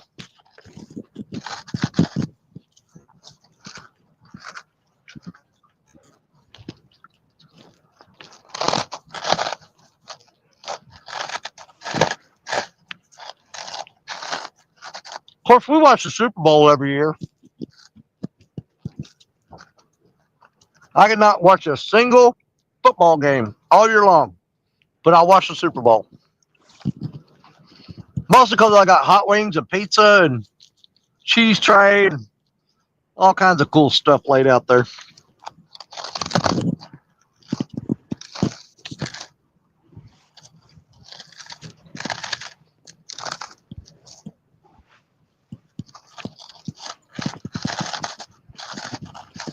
Ben Wallace says sitting in spots for long periods of time is how they get their big flatties.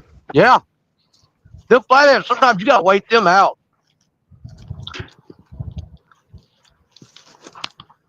That's what I do. Get in one spot, anchor up, and I'm there for the duration. There you go.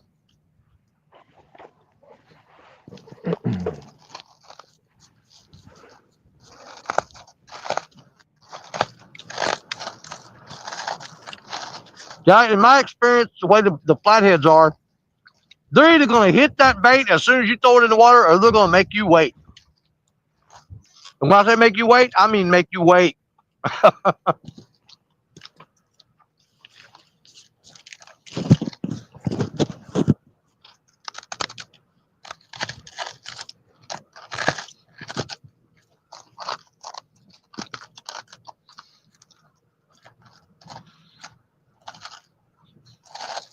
Jersey said he quit watching football when they started taking a knee. Yep. 100%. Well, they don't take knees no more because they get fired. That's what I'm saying. They're pretty much past that now, I think. Yep.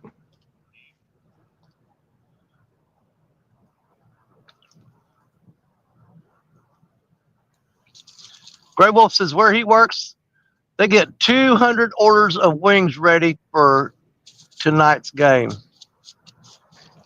Oh, we have to. What's tonight's game?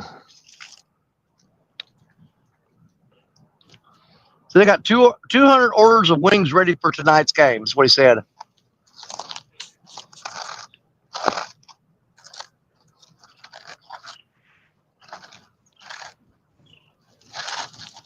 Oh, can you hear me eating them Cheetos?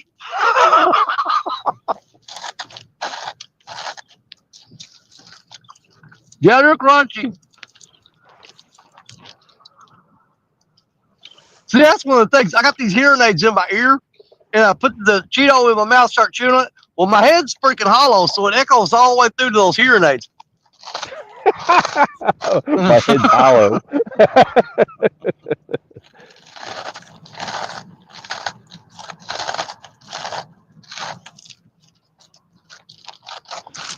Man, that bag of Cheetos didn't last very long.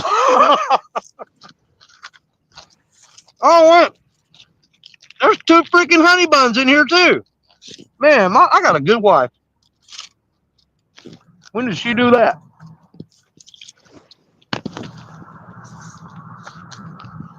Nice. Well, when you get home and see the credit card, you'll know.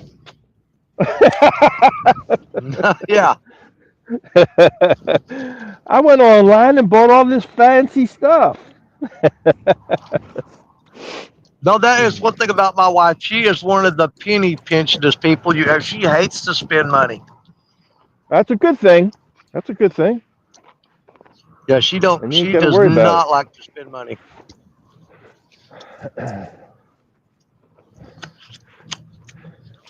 Is it Danny? It sounds like you're walking on ice. Well, the Cheetos are gone, so the crunching's over.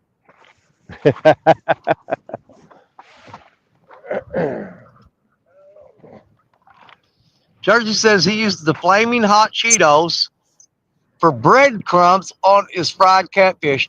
That sounds like a great idea. Hey, Danny, What's up, sis? do you remember the first Cat Con and you wanted Chris Bora's Muddy River Rod? Yeah. Do you remember calling Stacia, but you had her on speakerphone with us there so she wouldn't tell you no? Yeah. Yeah, I did. I said, Jody, I said, y'all get over here. What? I said, I'm going to call Stacia and ask her if I can have a Muddy River Rod, and I'm going to put her on speaker because she won't say no in front of all y'all. And I did do that. I said, hey, you're on speaker, and Jody and them's all here and stuff. And she goes, well, okay, well, hi, Jody. She goes, well, what's going on? I said, well, I was wondering if I could buy one of these Muddy River rods. She goes, yeah, go ahead. And I got back to the hotel. She goes, you out of your cotton picking mind. So, you know, dang good well, I'm not going to tell you no in front of all them people. That was just wrong. It's better to ask for forgiveness than it is permission. You got the rod. That's all that matters. And Gregor says, Danny, do you have a snagging pole with you? No, I don't have the snagging rod with me today. I got it. I left it at the house with and it's got my only snagging hook on it. So if I had the snagging hook in the truck, I could put it on one of these other rods, but I do not have the snagging hook with me.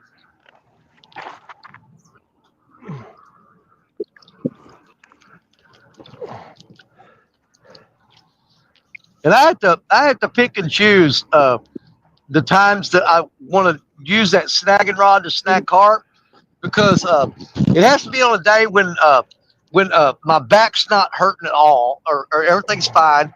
Because if I got any kind of back pain at all, and I start running that snagging rod, I'm going to mess myself up. Why is that rod bending like that? That's weird. Man, that thing just pulled down like really, really freaking hard. Can't be a fish. I haven't seen one of those in months. Gotcha. What you done?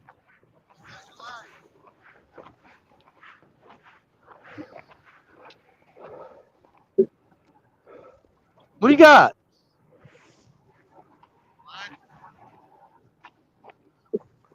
Oh, that's why my rod was bending.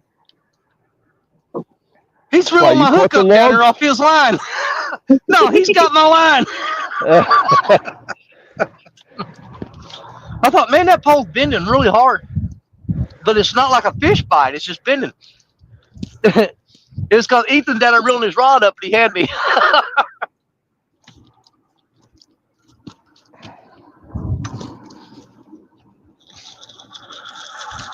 Let me get this slack out of there. I'm working my way to you. Hold on. Well, I'm working my way back to you, babe, with a burning love inside. All right, throw it, throw it, throw it, throw it, throw it. There you go. I got it. All right, perfect. I was wanting to change that bait out anyway. Don't know what I'm going to put on there because all this stuff is junk.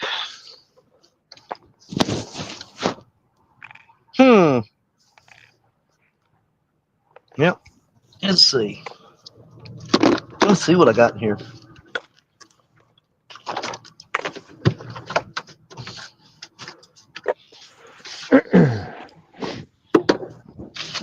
Don't want no skipjack. There's a bag full of shiners and a. We'll go with a piece of shad on there. Let's do some shad. You use that shad up anyway. It's getting old. That don't look too bad.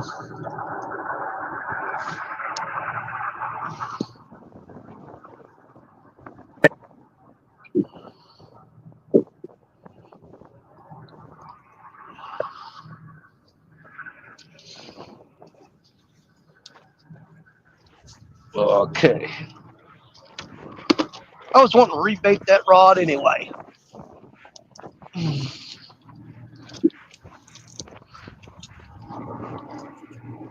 I marked picture and never given so. Got a ton of grass up here. Get all these weeds off the line. There we go. That's better.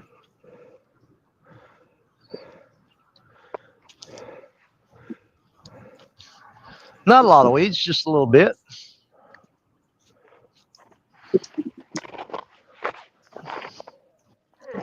I got other stuff in this cooler that you can look and see what bait. There's some minnows, there's some worms, some shad. Might as well use it up because I'm throwing it in the river at the end of the day. Yeah. I'm not taking that crap back home. I'm gonna throw them whole skipjack in the water too. I got like 400 of them in the freezer that I'm taking to CatCon just to give away.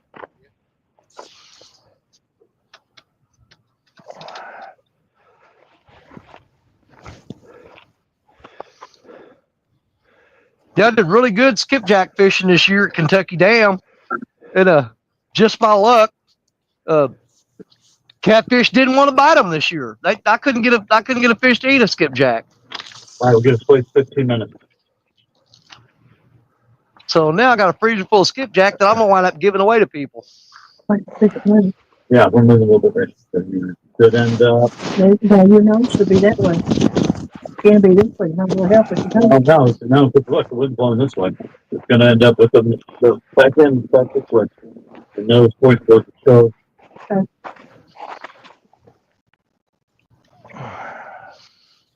Yep.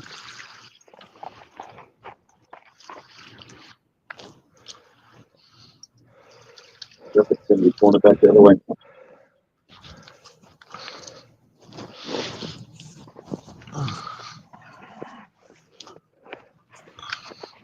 So it's really aggravating a lot of times. I had to I had to put in a little bit of work to get to this spot. I mean, it's not easy to get to. And there's another spot where I can pull the truck up there and just basically just set stuff out of the truck and right there on the bank. That's real easy to get to, but you don't catch nothing. I thought, well, man, I could have done that there.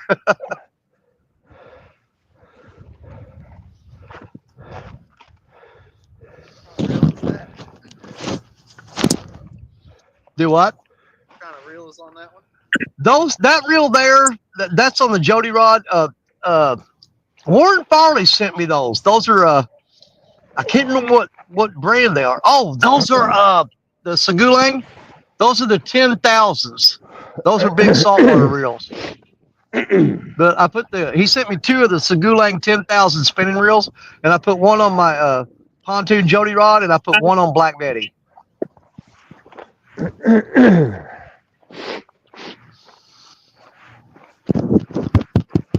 Pins on mine.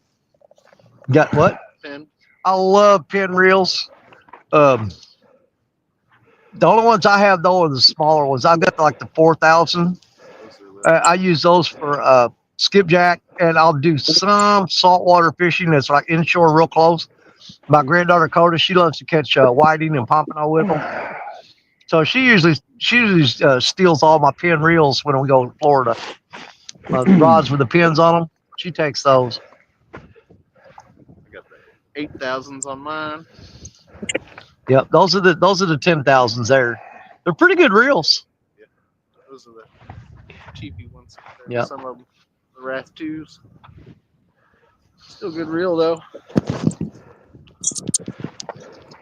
Said Danny, how good are those Segulang reels? Well, the spinning reels I absolutely love. Had no problems with them. They work great. Now, I did buy a Segulang bait caster, and right out of the box, I had a bunch of trouble with it. I basically had to take it all apart, and there was a gear in there that wasn't seated properly, and it was causing it to make a grinding noise whenever I'd reel it. And I had to take that reel apart, brand new out the box, and reassemble it to get it to work proper. But after I did that, I haven't really had any trouble out of it other than normal wear and tear. Segulang's not too bad. But I'll tell you what, since I started using these, which, I mean, I'm biased because I pro staff for River Cats Tackle and Ancient Mariner Rods and Reels. And I've got on these first 3 rods right there. I'll show you. On those first 3 rods, those are my Ancient Mariner rods and reels. I've got the Albatross 6,000 Ancient Mariner on there, and I absolutely love. 230. Absolutely love these reels here. That's the Albatross 6,000 from. But these are the Ancient Mariners. But I've got some of them that are the River Cats Tackle version too. Like what? My what stuff? Clamp. Clamp on that line. No, because the line wasn't flat. It just looked like it cut. Yeah.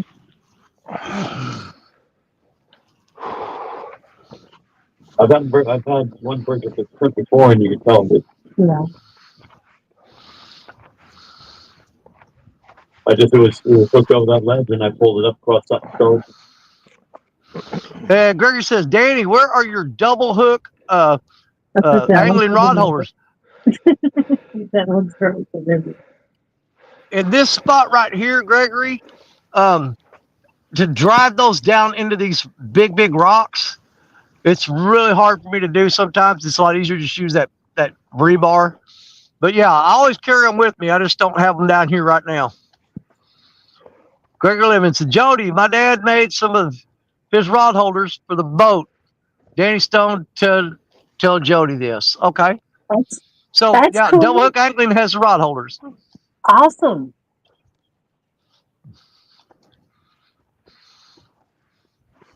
That's going to be a tough sell there, Gregory. Jody's, I don't know if she's pro staff sponsored by Monster Rod Holders or whatever stuff. So yeah, you're gonna have a tough time getting those rod holders off your boat. Well, I kind of like the monsters sometimes, and Yeah, he gave me like 17 of them last time I saw him. So yeah. Cujo says, love the albatross reels, amazing. Dude, they'll cast a country mile, I'm telling you. Yeah, I used to have I still got them. I don't use them much anymore.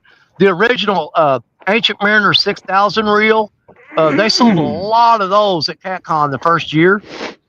Different people had them. Oh, And when they upgraded to the Albatross 6000, and I got my hands on one of those, yeah, I took all my old 6000s off and put them on some of my other rods. But yeah, I love the Albatross reels. Great, great reel.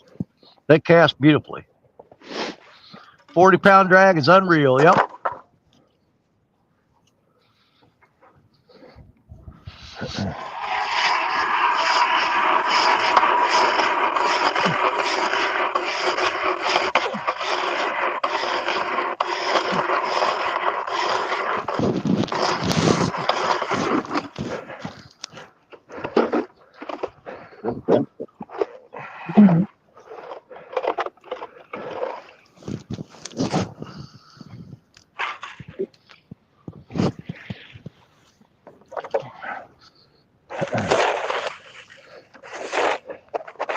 Yeah, I'm actually looking to probably this year. I'm going to pick up one of the Albatross 7000s.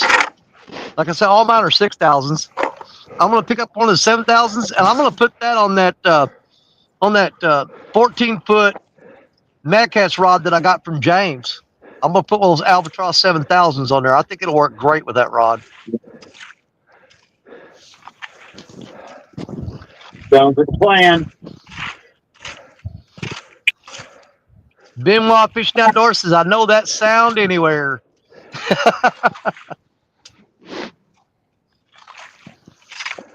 Somebody's digging through the ice. there's eggs on the house. Yeah, just put another hole in. Yep. Benoit says, I know that sound. Yeah.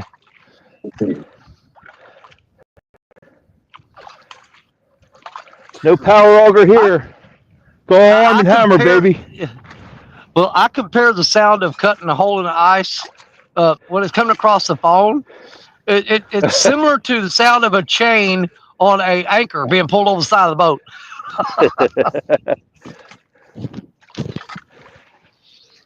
Yeah, Michael Grumpy Vet says he has already informed the missus that this year all he wants is fishing gear, tackle, rods, and reels.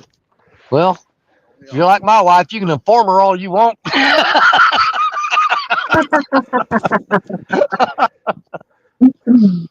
You just got to call and have her on speakerphone. Good luck with that. Yep.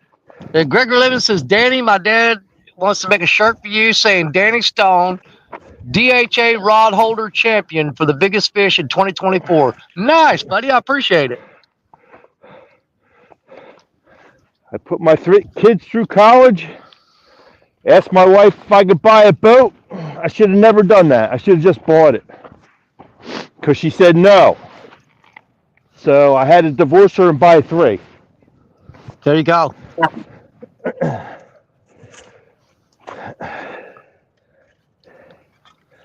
Yeah, Gregory, I was really actually surprised that I thought for sure, because, the double hook angling had that contest where whoever caught the biggest fish using the double hook angling rod holder won that big, huge prize pack. And I managed to hold on to that pretty much over half the year with that 88-pounder.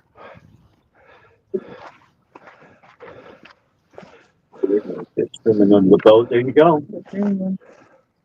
Help yourself. Yep. The boat was moving, but I don't think that was already the boat moving. I said, you. Nope. Only thing to do is forward and backward. It just did a big turn, but still. That good one's still pulled in. One thing I've noticed, because I was really excited about it, I went ahead. I bought me one of those FOA slings, and I was so excited. I said, "I got an FOA sling. I can't wait to weigh a big fish in it." And so far, all I've used that FOA sling for is I put my rod holders and my tripod and my chair in it. I use it to carry that stuff down the bank. I haven't weighed a fish in it yet. I did have one chance to weigh a fish in my FOA sling, and I was up fishing with Jerry Parker up where he fishes at, and I got a 33-pounder, and I was like, yeah, I'm finally going to get to weigh a fish in my sling. And Jerry Parker brought his FOA sling over there and put my fish in his sling. And I'm like, man, you just ripped me off of a moment, dude.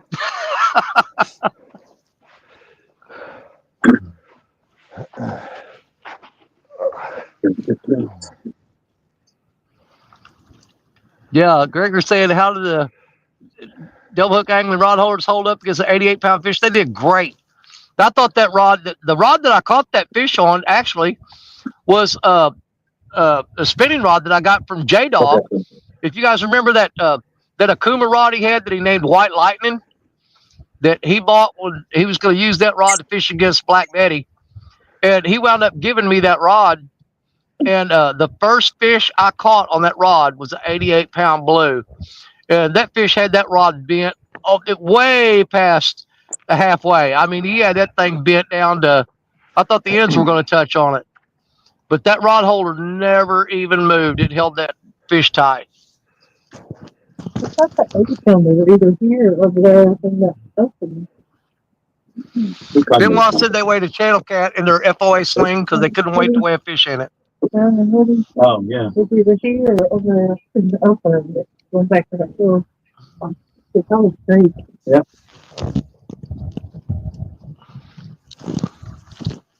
And clouds are back, and we got a little bit of a breeze picking up. So my warm day is starting to chill a little bit.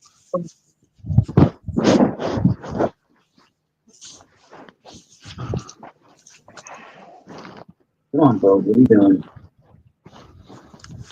Man, I can't not believe this spot is not producing any fish.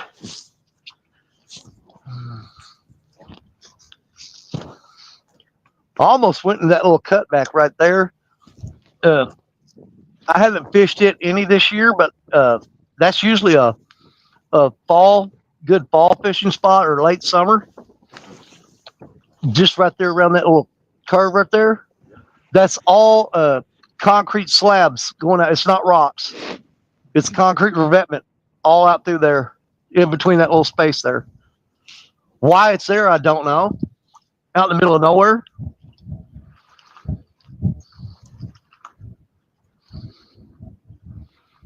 And I actually started to go there this morning, but I thought I'm going to give this place here one more shot. Come on, one more try.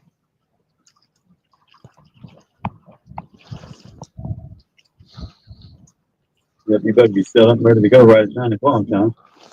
It's like in the morning bite. You could not find there too.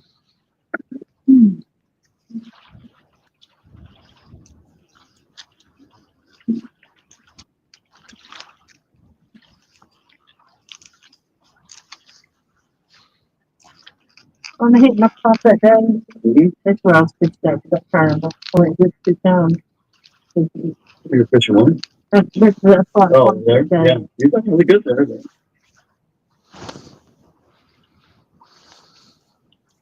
Something good this time.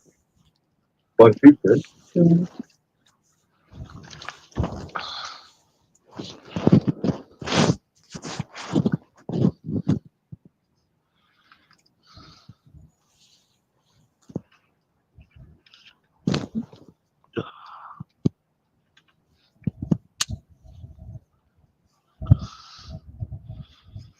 Oh, my camera's all foggy. It's probably right in the spot. Uh-huh. It was probably right in the spot. That was right there. Yeah.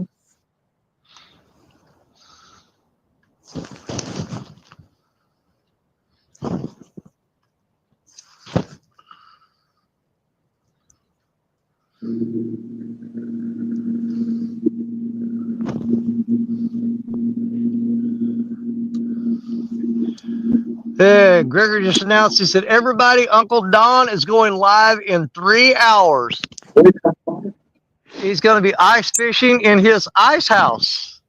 And he's got a really nice ice house.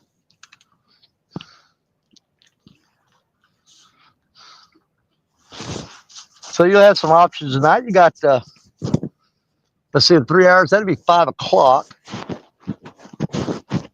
our time, 6 o'clock Eastern.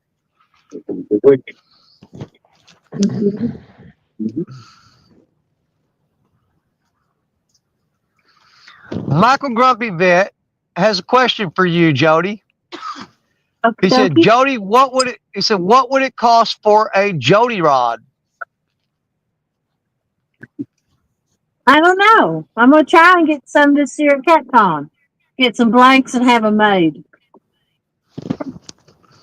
But I'm just going to use them for personal use.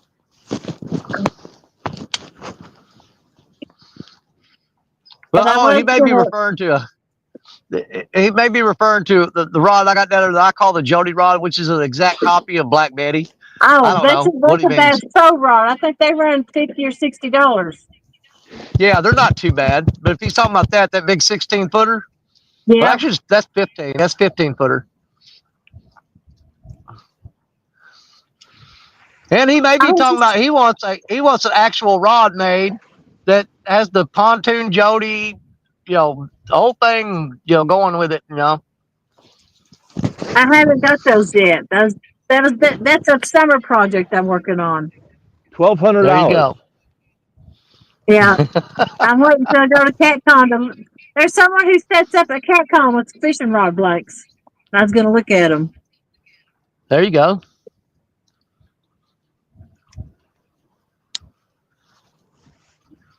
They're gonna have what, extra backbone and? Yeah, I don't know. But yeah, that was something I was planning on doing this summer. Yeah, he said he would like a Jody built rod. So yeah, he's being very specific now. He wants a Jody built rod. So yeah. Yeah. I'll keep you in mind when I get them done. I'll let you know.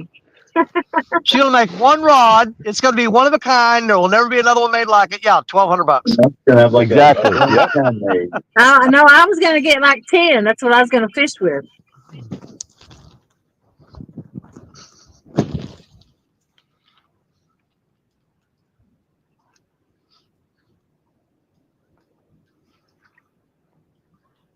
But I'm kind of particular about the rods. You'll stick with medium heavy though, right? I like medium heavy. That have the stainless steel eyes. That have so many of them. Yeah, I don't like the heavy rods. They're too beefy.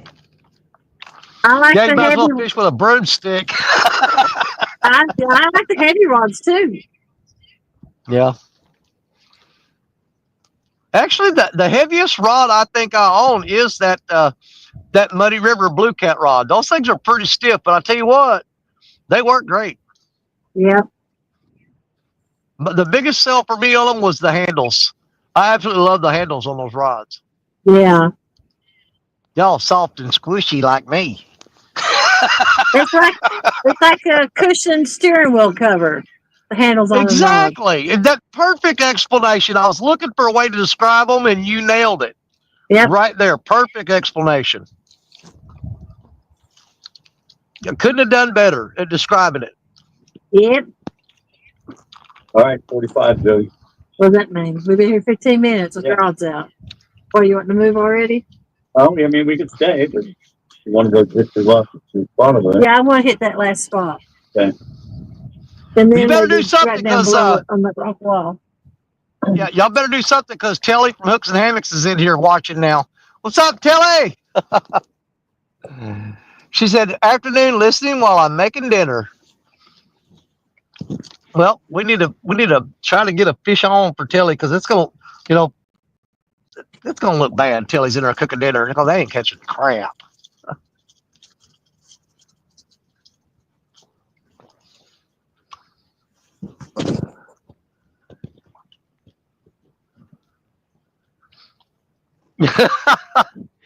When they get back, when they, James, Jody, can you still hear me? I think they're muted because they're fixing to move. Yeah, probably. Okay, Lisa, I'll hit them with that when they come back.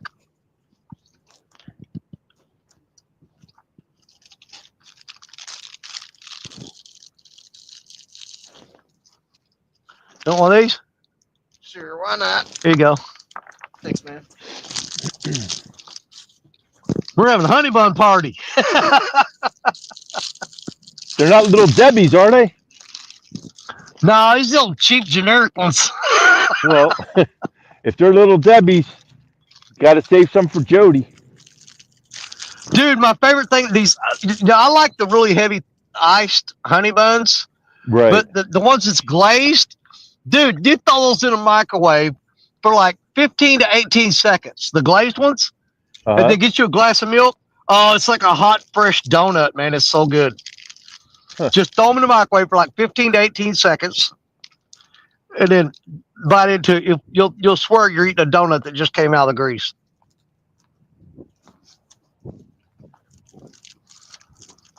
They said it looks like Jody's phone died. Nah, they're probably screwing around with it, pushing buttons, and kicked herself out.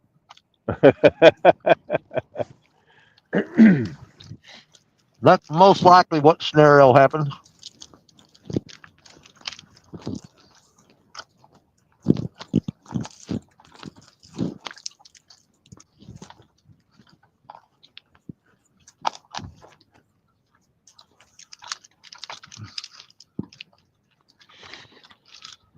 Yeah, the cool thing about fishing with Ethan here is if I got any food or anything with me, I can tell, hey, Ethan, you want part of this food? And he'd be like, yeah, sure. Now, when I fish with Jerry Parker, when I'm busy reeling in a fish or something, and you come back and find out Parker ate all your food and you didn't even know it.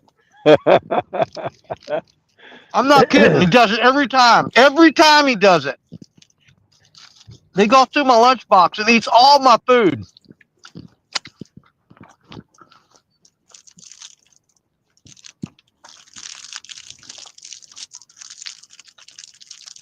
Look, Ray said it flipped sideways while she was reeling in. Yeah, she probably knocked the phone in the water. That would be bad. Wouldn't be the Jody first was banging time. on the phone. Yeah, she was reeling in the rods and her phone started moving.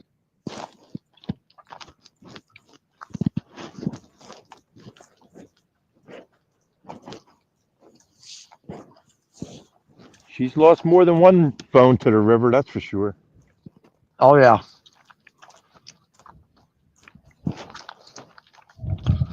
I've dropped one phone in the river and it fell down the rocks underwater, and I reached down and got it back. I recovered the phone, but it was done. I mean, when I got it up, it just shorted it out. That phone was fried.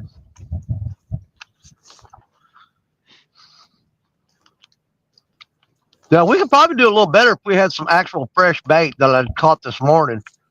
I just really don't think you're already fishing tough conditions with a tough bite, and you're throwing old frozen bait to them. Now they're just not interested in it at all. You could maybe get a bite if you had fresh bait. This one of those instances where that's almost an absolute must. But I was really hoping something would pick up one of them worm balls anyway. Ben Wild Fishing said, "What's for dinner, Telly?" Oh, what is it? But man, she cooks some amazing stuff. I'm telling you what. She's kind of doing a cooking show there for a while. I haven't seen any episodes of that from her lately, though.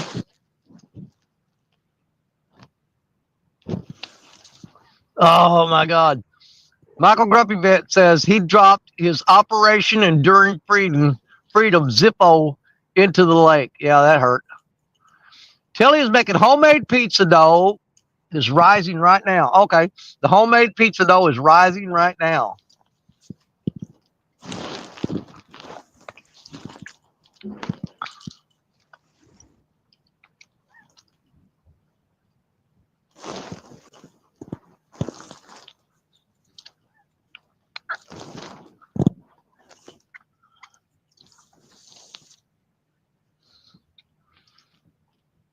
Yeah, I drove. I probably put 200 miles on the truck yesterday, driving around just trying to find different spots on the river that it's not new spots to me.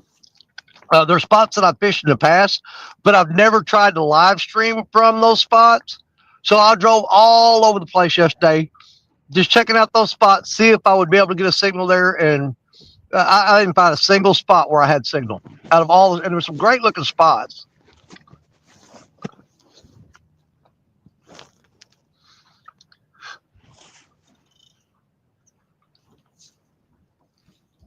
Benoit, let's see. Kelly says the cooking videos will start up again. Thank God. I love those cooking videos.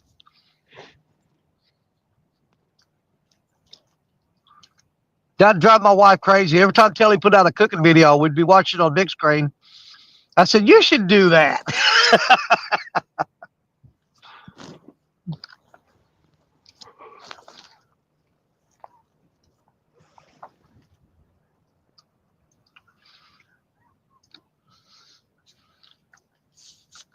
Let's see, Benoit. They had French bread pizza yesterday and tacos tonight. I had tacos last night. And I had Sonic cheeseburger, mozzarella sticks. I ate all that. One of the giant 44 root beers. And I was still hungry, so I ate like 6 tacos. I went in the refrigerator and made me some tacos.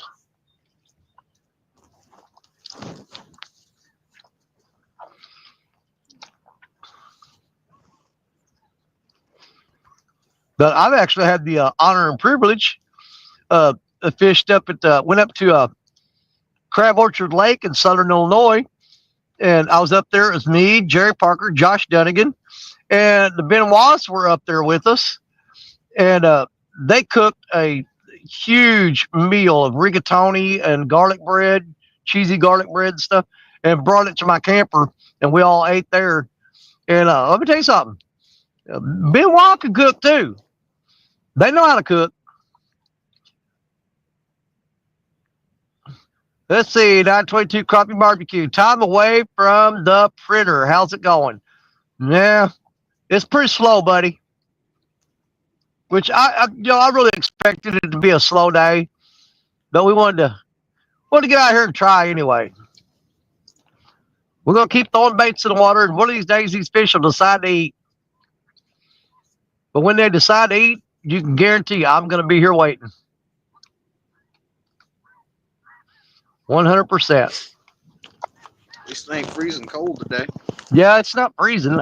It was really warm a while ago. It's got a little bit of nip in the air right now, but it's not bad.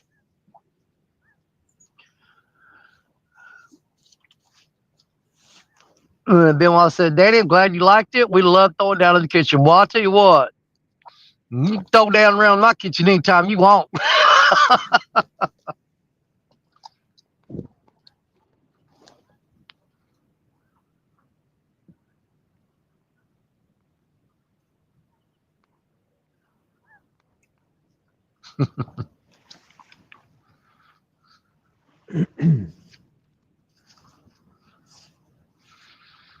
Yeah, Michael said Danny's having Bobby luck. I don't know about that. It's been some really off days on the Mississippi for the last couple months anyway.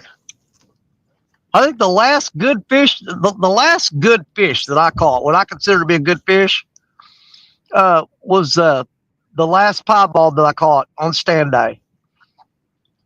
I've caught a few fish since then, but that was the last decent one.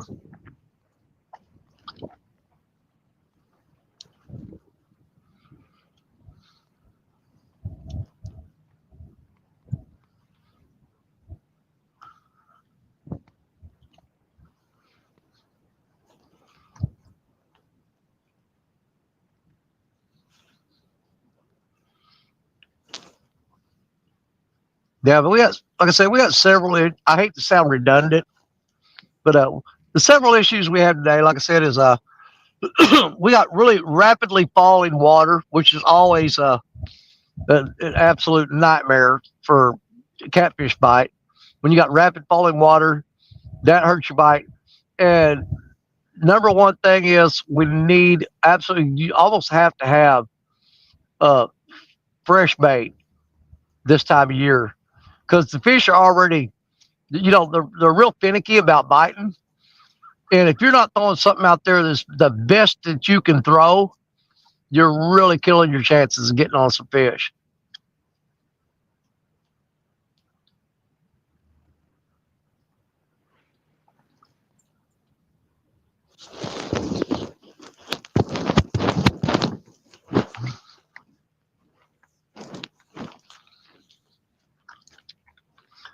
Let's see, what time is it? It is 4 minutes till 2 my time. We've been alive for 2.5 hours. We'll probably go another hour. I'm thinking I'm gonna go another hour, and I don't see any point in stretching it out and suffering any longer than that. I'll give them another hour. Maybe a fish will come along and bite. We'll see. All right, I'm here with you, Danny. There you go. So it's almost 2 o'clock my time. We'll quit at 3 o'clock my time, which is 3 o'clock Central. Be 4 o'clock Eastern. We'll be shutting it down about that time. Alrighty.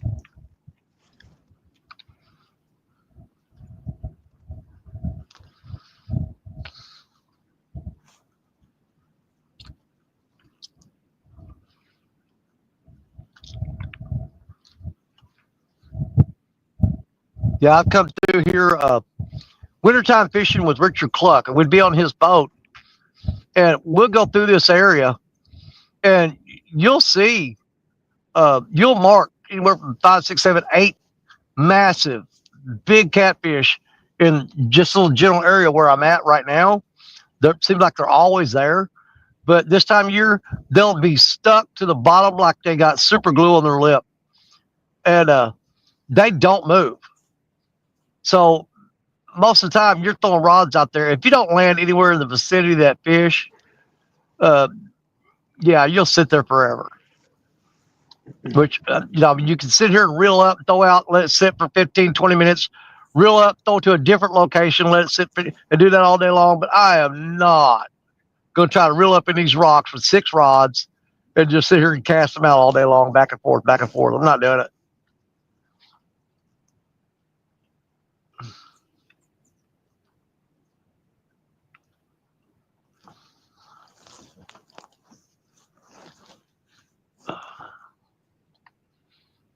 That's why I threw them rods out. That's got the I got 2 rods out with a big worm ball on them, because even when the catfish are stuck to the bottom and not moving, you usually have a big schools of carp swimming around here.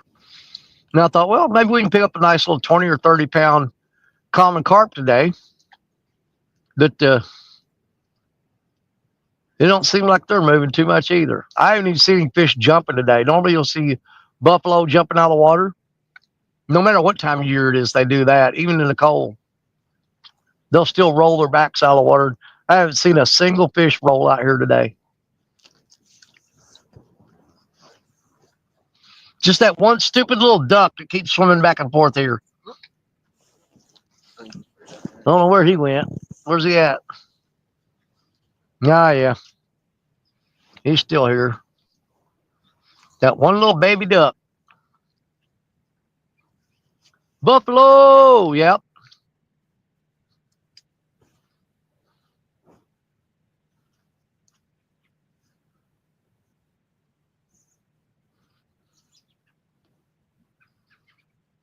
Man, I was driving here. I had a whole herd of deer cross the road right in front of me. There was like 12 deer, and 5 of them were big, massive bucks, dude. They were all running together. I thought, man, I thought it was a little early for them to be running together like that. I thought they'd still be split up, but dude, that whole herd come across there, right across the highway, right in front of me. And there were 5 real nice bucks in that group.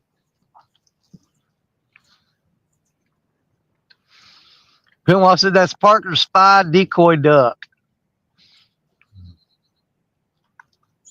I thought I saw a pretty good one last night. 4 or 5 goes behind it. Yeah. So he was just right off the side of the road as we was coming around this bend. He was off the headlights where I could hardly see him, but it looked like he had previous to that. No, I went and fished with Parker probably beginning of October or so, and I was coming back home between Perryville and Fredericktown.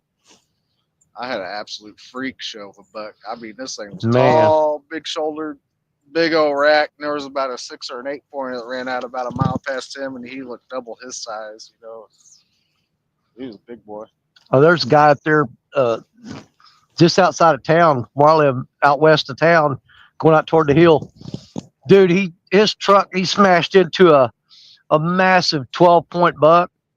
I mean, it just tore his truck all to pieces. The thing that broke his heart, though, he wasn't worried about the truck.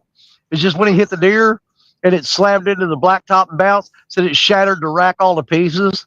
And he threw the deer in the back of the truck and picked up all the pieces of that antler. It was trying to glue all that crap back together. They're trying to rebuild that rack. But that was fun.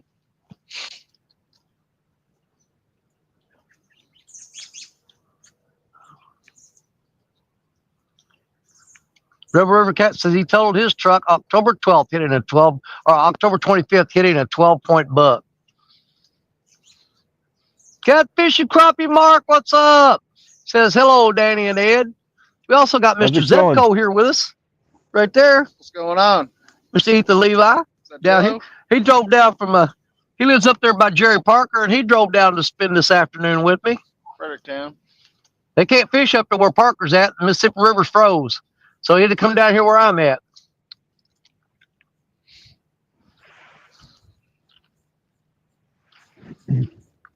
Yeah, it's been absolutely dead bite today. Like I said, I've had one rod today that got a tap on it. And I'm pretty sure it's just a carp running into the line. I don't think it's a fish actually attacking the bait.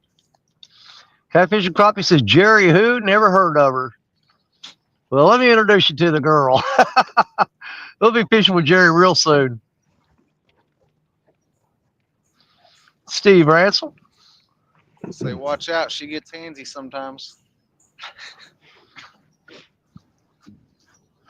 Yeah, I'm pretty much. The only thing I'm excited about is the tournament on February 8th. I'm really pumped up about that. I will say this, I will not be fishing the Mississippi River. Catfish Crappie said, I need open water. Hey, Mark, how much water you need? I got all you want right there, buddy. Look at that. As far as the eye can see, open water. So where are you going, Danny? Probably going to be going up to Southern Illinois. That'd be a little hike for you, huh? It's 2 hours and 15 minutes. I'd call around and make sure they got open water there for you. Oh, this water's going to be open. Okay. This water, I can guarantee you this water is probably going to be about 51, 52 degrees. Okay. Guaranteed. And there's a lot of people out there in chat that have already figured out where I'm going.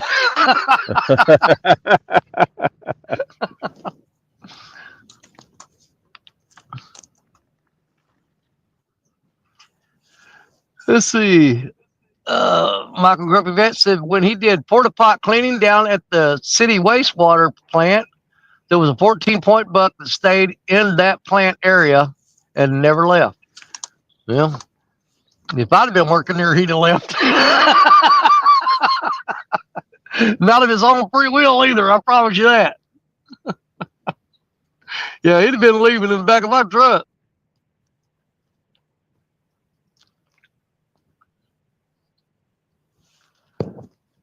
Let's see. Steve Ransom says, has Ed caught anything other than the pickle? I think he meant pickerel. Between Stan's show and Danny's show, I got a small bass. There you go. So it's been a really freaking slow day. Jody and James caught, Jody and James caught 2 catfish on stand day. They caught 2 more in between stand day and my show. Ed caught pickerel on stand day, and then a bass in between stand day and my show. Right. I think that's it, isn't it? Nobody caught anything after that? Man, that is a tough fishing day right there. Yes, it is. Tough. And it's not like the weather's that bad. You know what I mean? No, I just think that yeah, because like yesterday we were in the high 40s, and today we're in the low 40s. I just don't think it's going to have to be warm for probably 4 or 5 days before those temperatures really amount to anything.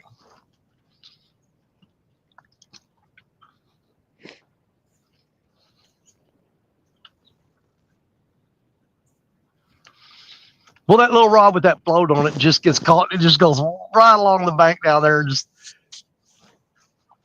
I'm probably going to take that float off of there because it's just getting caught in that fast current. And it's taking it way down there. Yeah. It's basically just dragging it right up to the bank. And then probably across that line there too, ain't I? Let me see. I think so. Not sure which way. Am I under it or over it? I can't tell. I'm definitely over it. Yeah, I got that other line.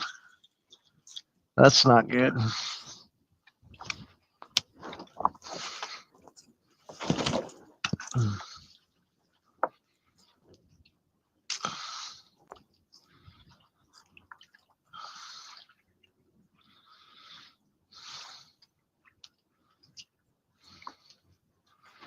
Got a shad head on that one. I need to reel that line up and check it anyway. Yeah, I'm going to take this freaking float off here and put this line right on the bottom.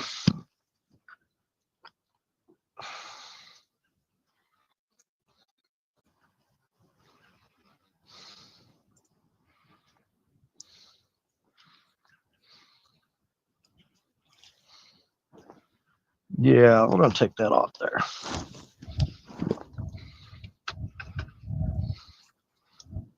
Now, first I want to fix this rod I just reeled up and got all tangled up.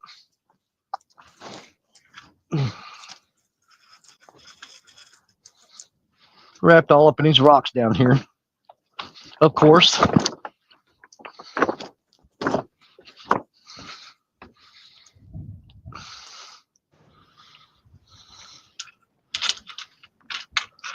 Sorry about that. What'd you do? Forgot to put it on private, and somebody gave me a call. Oh, we didn't hear anything. No, it didn't bother us. We didn't hear a thing. If I could see all them holes.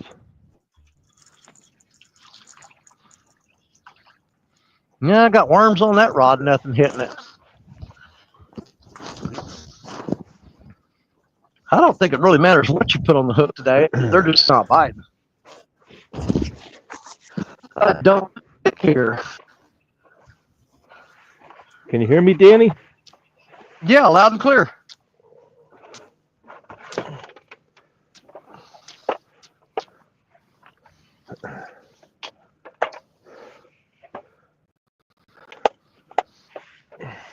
Got a little bit of grass floating down the river, but not a lot.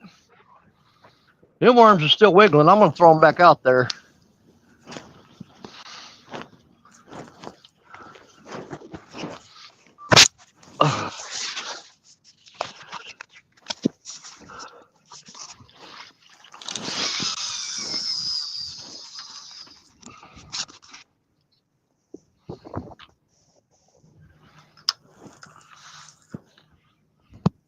Can you hear me, Danny? Yeah, you're a little muffled. Yeah, you were a little muffled right there, but I can still hear you.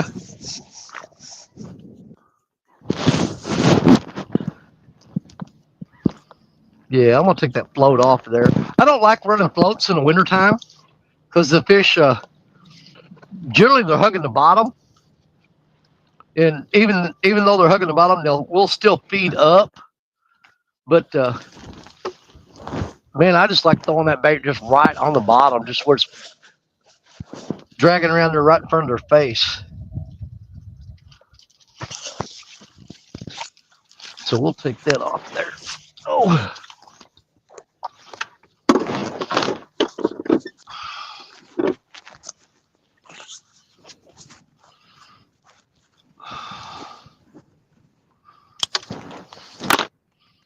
Hey, Danny, can you hear me?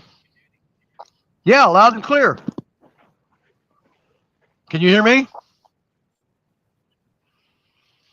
I don't think he can hear me. Yeah.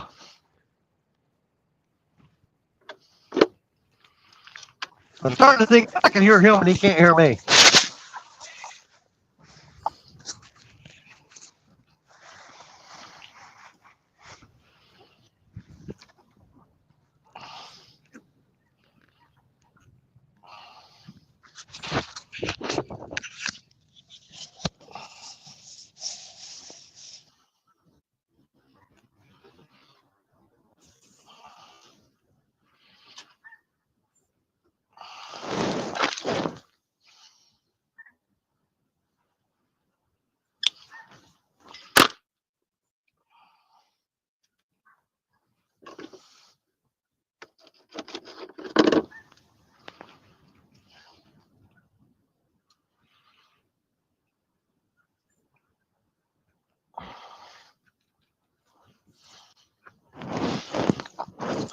Oh.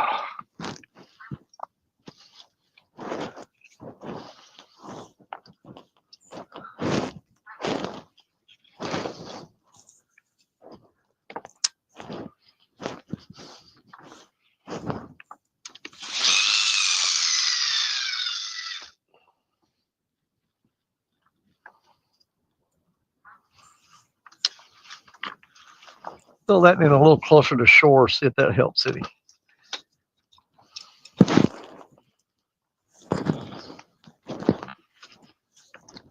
Oh. Oh.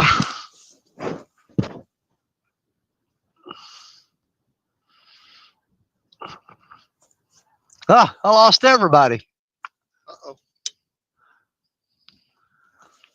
Lost them all.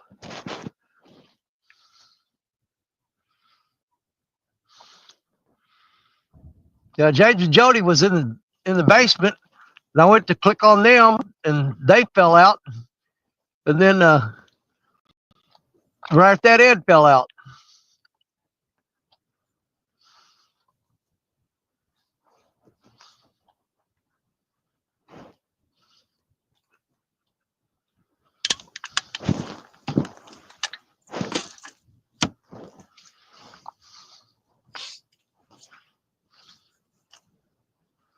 Well, that current is really strong right along in here too. Pulling a little bit. Normally, it's not so bad.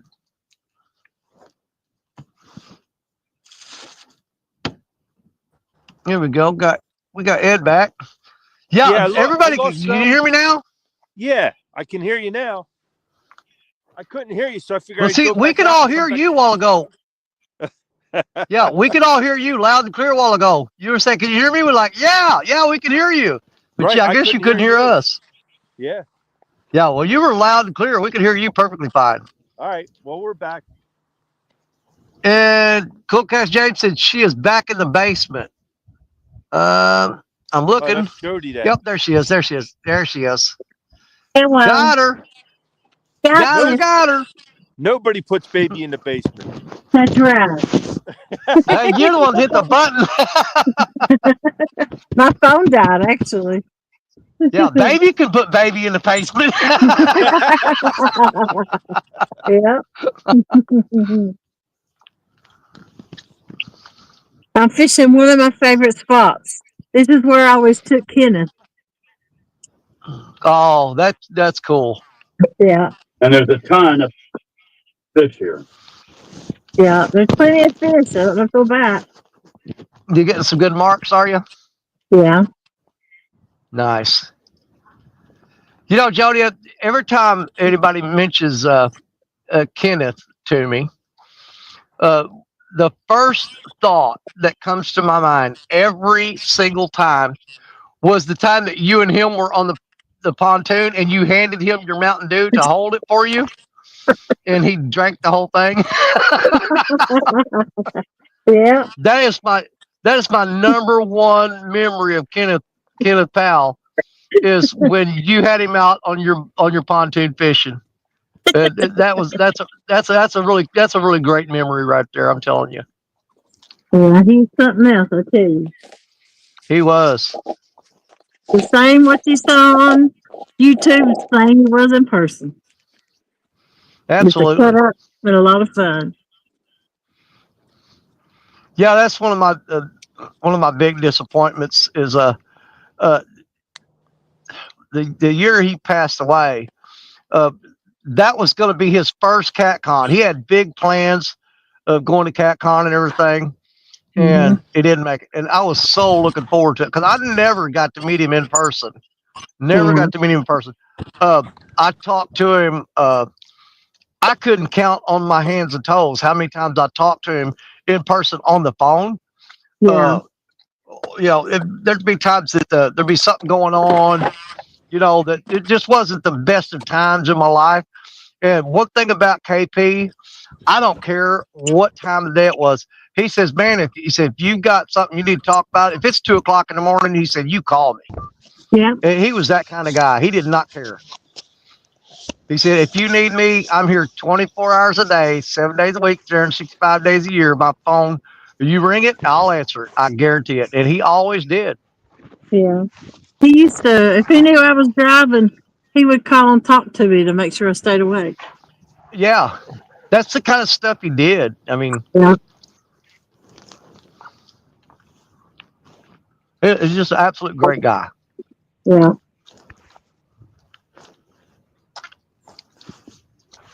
And that's one thing I am proud of is that we've all done our part to keep his memory alive. And there's nobody. We're not going to allow him to forget Kenneth Powell. I'll tell you that. No. Yeah, they'll never be forgotten. Nope.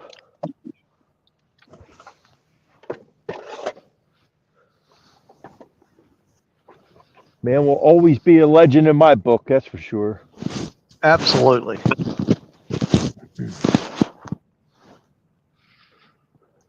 Yeah, I know when him and Hogland had they were doing the morning show, and I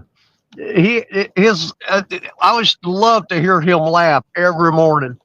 And I told him, it always reminded me of Krusty the Clown off The Simpsons. And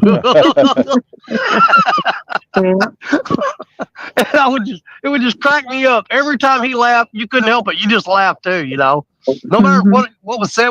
Whatever was said could just be absolutely not funny. But if Kenneth laughed, you were gonna laugh, Thanks. I like how he called everybody Nucky Head. Yeah, Nucky Head. My favorite thing was when they would play that slow music with that beat, and he'd get there and try to talk sexy. Yeah. And like he was Marvin Gaye, and I thought he was pretty good at it too. I thought. Yeah, he was. Yeah.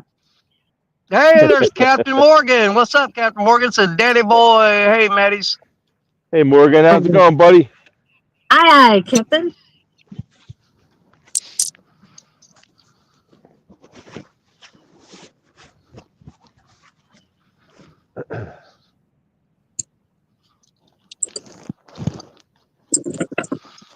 That's really that all you can hope for is whenever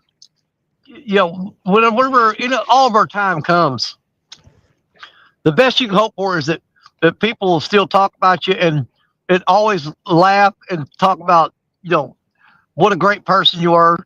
You don't want to be that guy that, yeah, I couldn't stand that guy. They'll be talking about me. I know that. Like, yeah, I would never wish anybody did, but I don't miss him a bit. That's what they'll say about James. Him that cheese crap. I knew her cooking would do him in.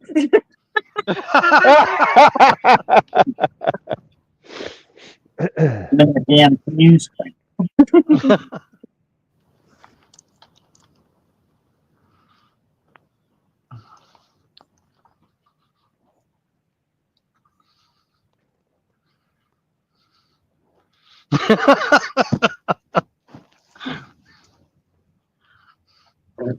They said, what finally did James eat? I said, well, Jody made a salad and put the put dressing on it. And he's like, is this blue cheese dressing? Nope, just ranch with a lot of mold. Oh yeah. Bunch of stuff coming through. Speaking of that, I made the salad one time, and took a bite of it, and he said, "How do you blank up salad?"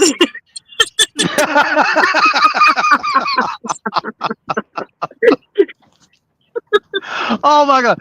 You just made me think of. I remember one night there was something going on with your truck, and the steering wheel was locked up or something. You couldn't put it in gear. You remember that? Yeah. And you called James, and James showed up, and man, he was F-bombing the crap out of it. And you go, I'm live. Oh yeah, never tell me that. Oh my God! He's like, I laughed so hard. I think he's like, I didn't have the truck started or turned on or something. Yeah. In neutral. I think he was out in the rain, pouring rain for like 10 minutes. Oh yeah, when David was pulling the truck up and yeah. Oh yeah, that was one of my favorites. Wasn't it like pouring rain that night or something too? I don't know. It was like some of the worst conditions you could ask for. No, we raced in to beat the rain, and we would have beat the rain if she didn't die on the ramp. Nobody could get in or out. And I hogged at the ramp where 2 cars could get down it. Yep. Right in the middle. Dead. And my alternator went out. Yes, it did. What perfect timing. Yeah, it was. Yeah. Captain Morgan said Kenneth Powell used to call him Pina Colada. Yeah. And then we'd jump it, and then as soon as David would unhook it, and as soon as he'd pull away, she'd let it die. Yeah, I remember that. And then I'd go back out in the rain, hook it all back up. Oh yeah, bring it back. This is PTSD stuff here. But see, this is coming around to what my whole point is. You know, we've all had great moments when we caught, just fantastic fish. But the things that are the most fun to remember and talk about are the ones that do dumb stuff. you think about people stranded on the road, or somebody fell off the boat. Just crazy stuff. Yeah. And that's one of the blessings of hanging out with each other in catfish community is that's where we get all that stuff from. Nobody would ever know that. Jody back in the pontoon down the ramp, and it wasn't tied off. Oh, I've got so many Jody moments. It's ridiculous. Oh, the hair in the reel, the fish crapping down her back. Yeah, and when she went to climb up in the truck, grabbed the handle and ripped it off the door. Down she went. If I had grabbed hold of that door falling back, I would have rolled forever. I would have fell. I would have hit hard and went down. But I just luckily was able to grab hold of the door as I was going back. But that's what I'm saying. Yeah, I was climbing out grabbing it. And that's how hard I was falling. Yeah, but how can you not look back and not be thankful for all those moments? Though I mean, it's just it just makes everything worthwhile. I got some people who don't even fish but watches my channel for the comedy. Exactly. Hey, there's Butterflies in Sunshine. Says, hey y'all, I see you still enjoying the beautiful day, catching anything. Mm-hmm. Well, the day's beautiful.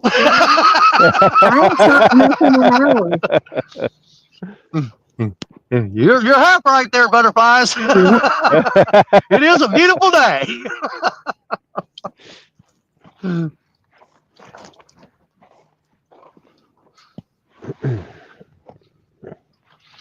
But like anytime I do I don't go back and watch a whole lot of my own stuff, but when we have moments where we're just like absolutely just cracking up, well, I'll go back and watch that because it's fun to watch that again. Right.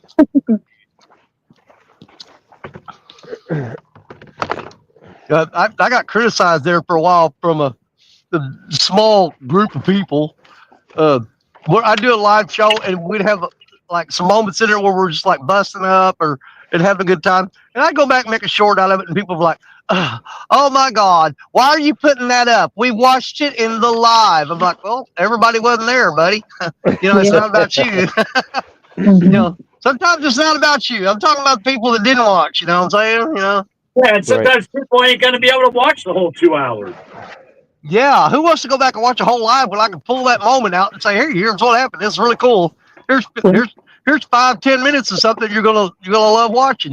Versus going through 2 hours trying to find it. Mm-hmm. And a lot of the fish I catch is on other people's channels. So I started screen recording that and posting it on my channel because I fish a lot of tournaments on other people's channels. Yeah.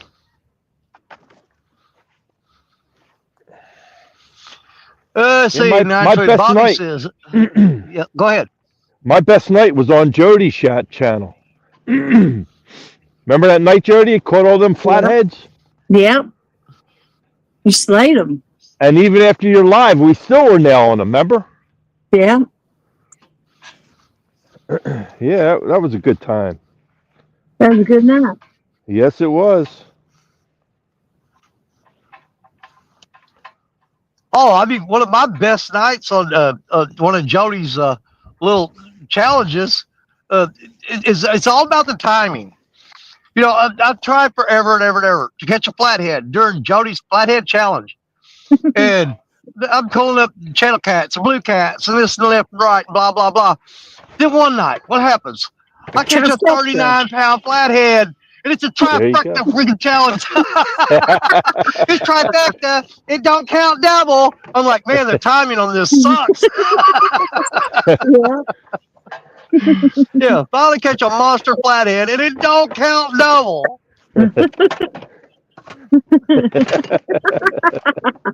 It was nice, though.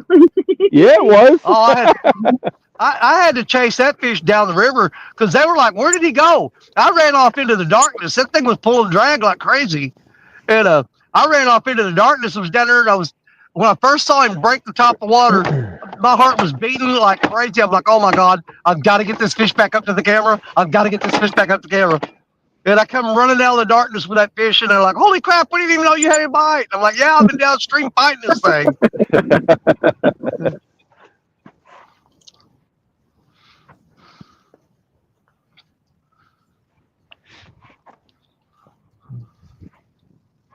When Danny did the Peter Pan diving for that rod that was getting ready to go in the drink. Oh my God, I busted my knees up so bad on that dive. The sad part about it is, James, you won that tournament. But I had doubled up. I had two. Matter of fact, I was fishing in this spot, and I moved 50 yards upstream, and I threw the rods out and doubled up.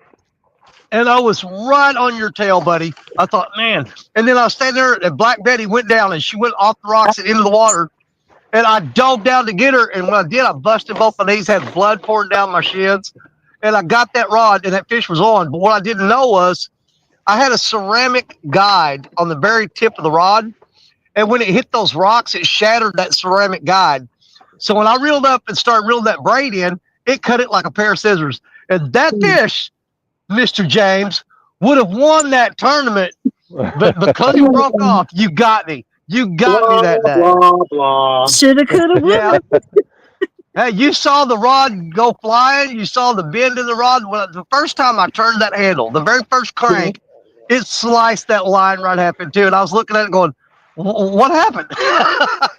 And it took me like 15 minutes. You that lost the rod in the boat, they went back and watched it, and you could see it bounce out of the holder. It was Black Betty. Yeah. That's Black Betty. Yeah, because we took off from a spot. And, I mean, as soon as that boat hit plane, you saw that rod go flipping off the back of the boat. We hadn't gone maybe 50 feet, and the rod went out of the boat. And we got to the next spot, and we were throwing out all the rods. And I got to looking around. I go, Richard. He goes, what? I said, where's Betty at? And he goes, I don't know. And man, my heart sunk down into my shoes. I'm like, oh my God, she went overboard. And sure enough, everybody went back on the live stream. They zoomed back and they go, Danny, it came out of the boat. The rod holder that was holding the rod, it broke. You guys had just took off. And as soon as he hit plane, that rod went off the back of the boat. And I looked at Richard and said, we got to go get that rod. And he said, dude, he said, that rod's gone. I said, you don't understand.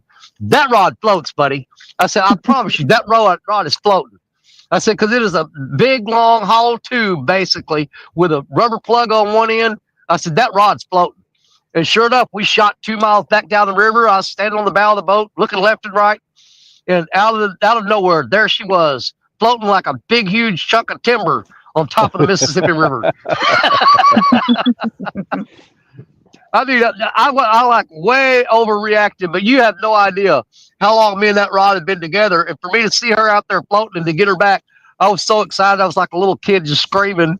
You know, it's crazy. When did you tear your new pants up? Do what?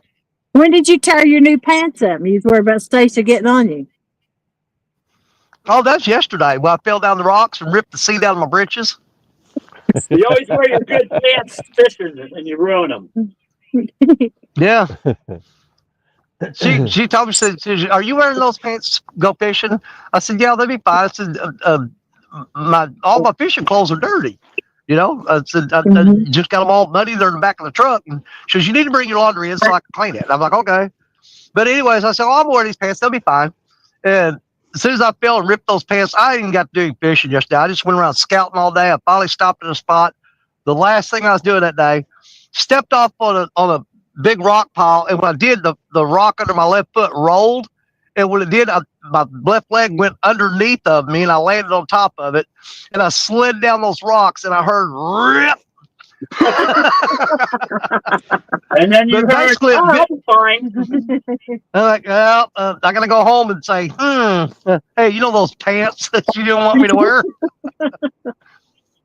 Oopsie. But yeah, it kind of folded my left leg back up and underneath me, and my right leg was stuck straight out going down the hill. And so it just like stretched the crotch all the way to the top of the belt loop.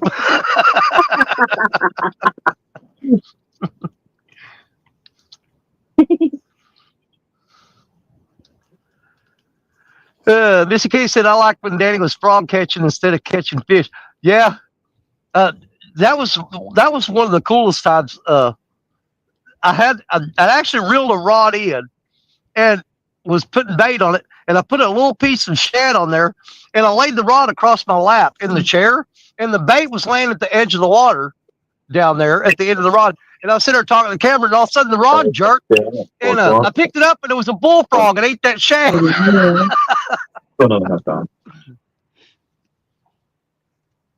It's 3:30.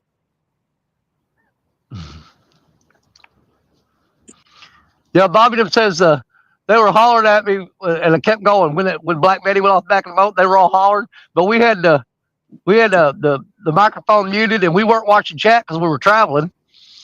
And I didn't unmute it for the other people that was up on panel. And so the whole time people were trying to tell us, they were writing in chat, Betty went overboard. Betty went overboard. And we went and found the rod and came back, and before we even realized, people had been telling us in chat that we'd lost that rod. Because the baseball goes by.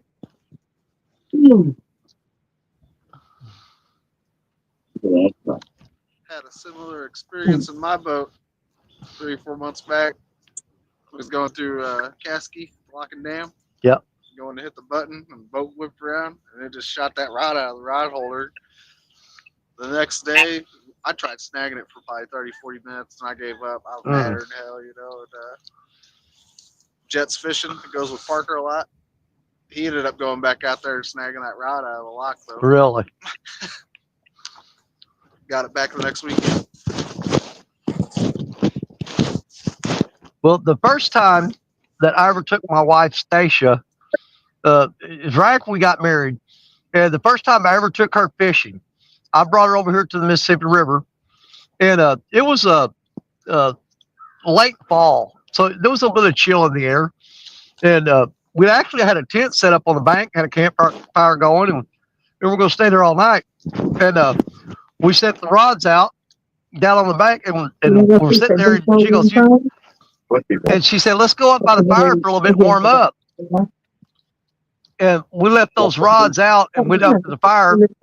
We came back down. Stacia's rod was gone. And so I started throwing out. I snagged Stacia's rod and handed it to her. She reeled it up, and she had a 36-pound piebald blue cat. That was the first fish she ever caught out of Mississippi. Was a 36-pound piebald. Nice fish. We still got pictures of that fish. And then come back in. Okay. Right at the point. But it's a little bit past the point. That's this one.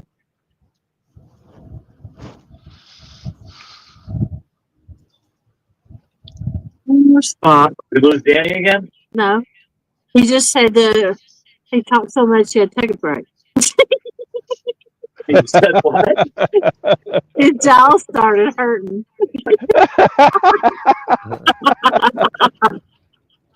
Imagine that.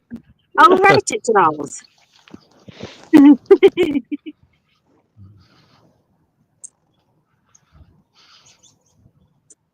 How you been doing, Ed?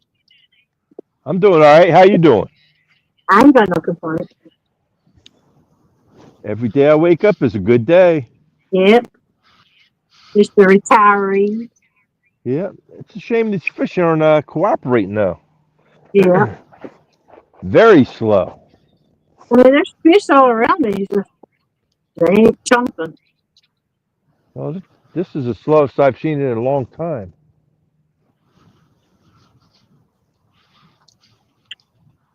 And those guys that came that were out here, they left. That's another benefit to having you guys up on panel with me, because if I was doing this show by myself and not catching fish, and people think, "Oh my God, he just sucks," but I got my friends. I'm like, don't worry, Danny, we suck too. Yeah, there you go. But we're gonna be either the best they've ever seen, or we're gonna suck together. Exactly. Yep.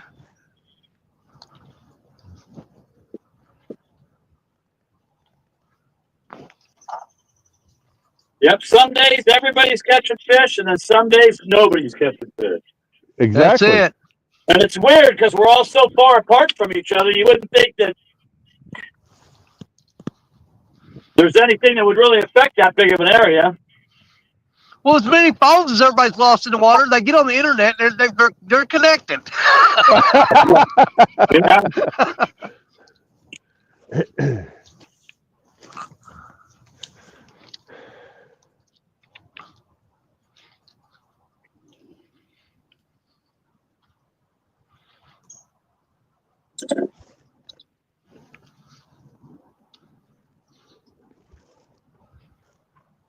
Yeah, Mary, that was Stacia's very first fish out of the Mississippi River, was a 36-pound piebald blue cat. She'd never fished the Mississippi before. It was the first time I'd taken her fishing after we got married. And on her very first cast, her first fish was a 36-pound piebald. And yeah, I posted the pictures of that fish a bunch of times. Well, that's a good start. Yep. Yeah, she thought this. Oh, you made it sound like this is really hard. We just set the rods up, went up, sat by the campfire, come back down, and got a fish. What's hard about this? I'm like, yeah, beginner's luck. Yeah, you'll see. Oh, she's experienced the hard part of it too.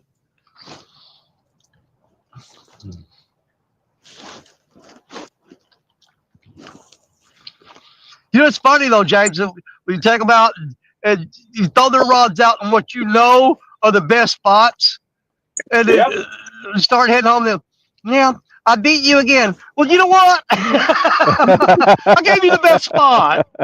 Yeah, that's what Joe. Try to be nice to you. You rub my nose in it like a dog feeding the floor. Yep.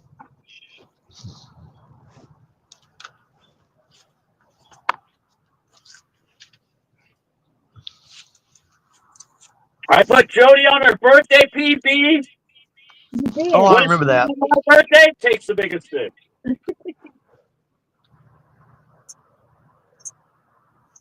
There's been many times you walk back here and the fish go, you ain't fishing over 2 hours. I walk back here and rod goes down, you reeled in. I can't help it, you're asleep. I'm not asleep.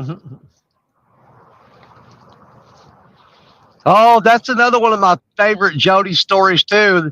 When I first started doing, I used to do every Saturday night. I do a Saturday night show, fishing all night long, and it was a Danny Stone and friends fishing show. And Jody she came up with her quite a bit. She would stay all night and fish with me, But one time she fell asleep laying on the pontoon, and the way she was laying, it cut off the circulation to her legs. And we're all sitting there watching this rod go down. This rod's going down, and we're all screaming and yelling and stuff. And Jody finally wakes up, and she tried to stand up, and she flopped in the bottom of the boat because her legs didn't work. And she tried to crawl over that rod. And she did catch that fish. But it was hilarious. She goes, my legs don't work. Our favorite one when she thought she had a bunch of big fish and it was all log. Yeah. Think about Jody. Now, Jody won't admit it, but when she used to be on in the summer nights and in the cool nights and stuff. Jody would go. She wouldn't go to sleep, okay, but she would go like cuddle up on the pontoon on one of the big chairs there, couches, whatever you'll call it, and she'd get behind the camera and lay down for a little bit. And one night we were fishing, and I guess she had the phone on a tripod or something, but she walked over and threw her rod out. When she turned to go lay down, and when she bumped the camera. And so we look over there, and Jody's laying, and all you can see was her face sticking out from this blanket. And she let her mouth open, asleep. And KP was on my channel that night. We were watching, and he had a field day with it. He's sitting there laughing. So you sit there and see Jody's face out from under this blanket. That's all you can see with her face. And she's sitting with her mouth open, sleeping like a log.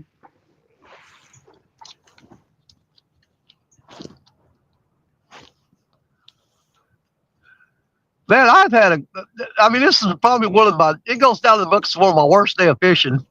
But this is one of my most fun lines I've had in a while. It's been an absolute blast.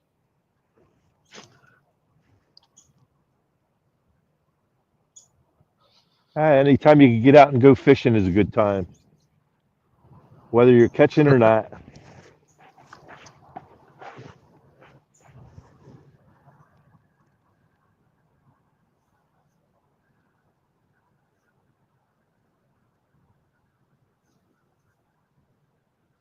Randy said Lisa caught 2 big fish on her first 3 months of her catfishing. It ain't no big deal. I'm like, it ain't no big deal. Very big deal. 37.5 pounder to 74 pounder. She's like, oh, this ain't no big deal. You can land these big fish all the time. Till you start trying to catch them.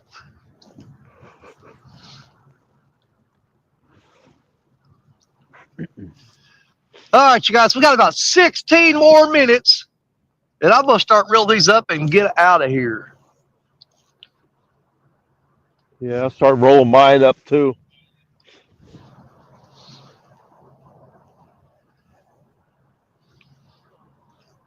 Yeah, I'll get home. I got a few things I've got to get done and get this gear all put up. And a bunch of other stuff. Then I want to make sure I'm home in time that I don't miss the River Cats Tackle Show tonight on Lance's channel with Epic.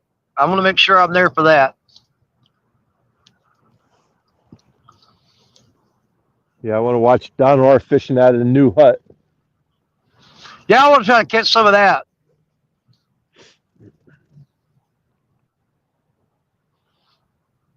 Oh, they're going to show us what they got. Look at this. Hold on. Let me get that. Holy crap, dude. Look at that.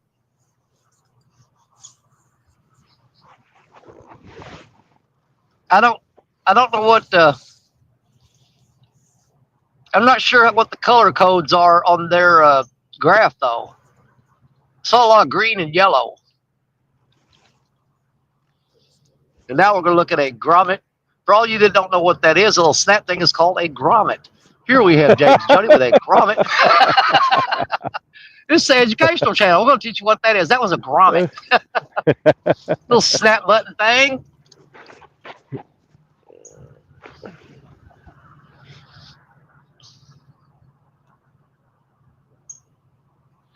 Radio Gray here said he had a good year, a 39-pound blue, a 33-pound flathead, the best of 2024. 2024 for me was a 39-pound flathead and a 88-pound blue. Awesome.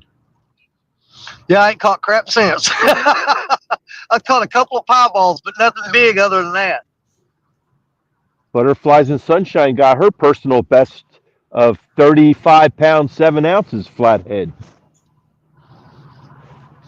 Really? Oh, yeah, I remember that. Yep.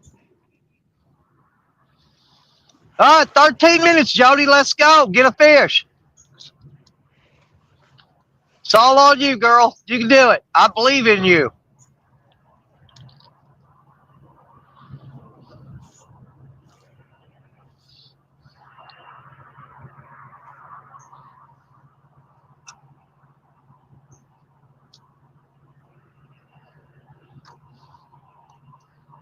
Well, it's really helpful one of your rods to go down. At least we'll spin this camera around.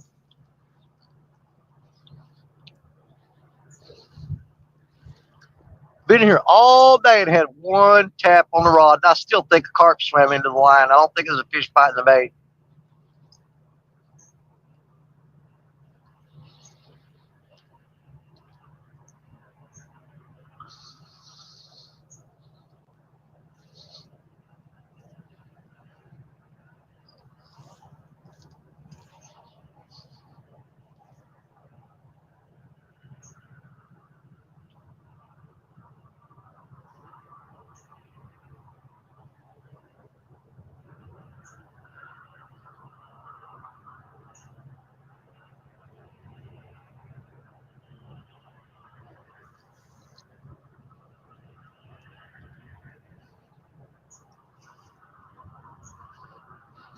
Randy said he's been guiding for Lisa this year, and Captain Dave has been guiding him.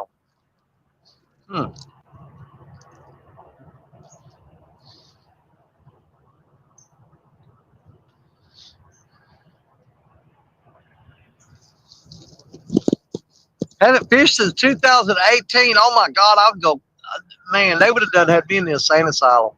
No way. That'd be like a prison sentence to me.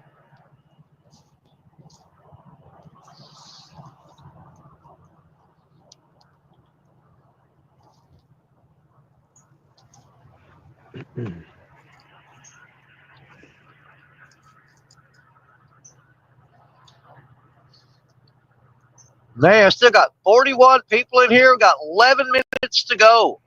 Awesome. Get them rods out there, Jody.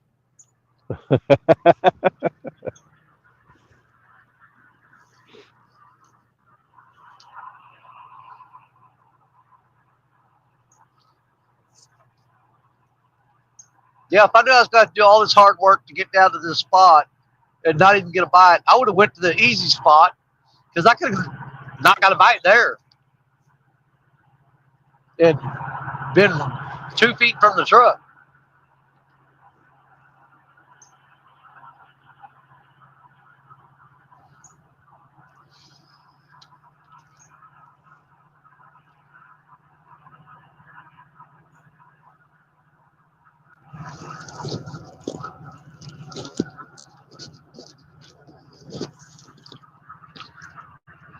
Waiting on a miracle.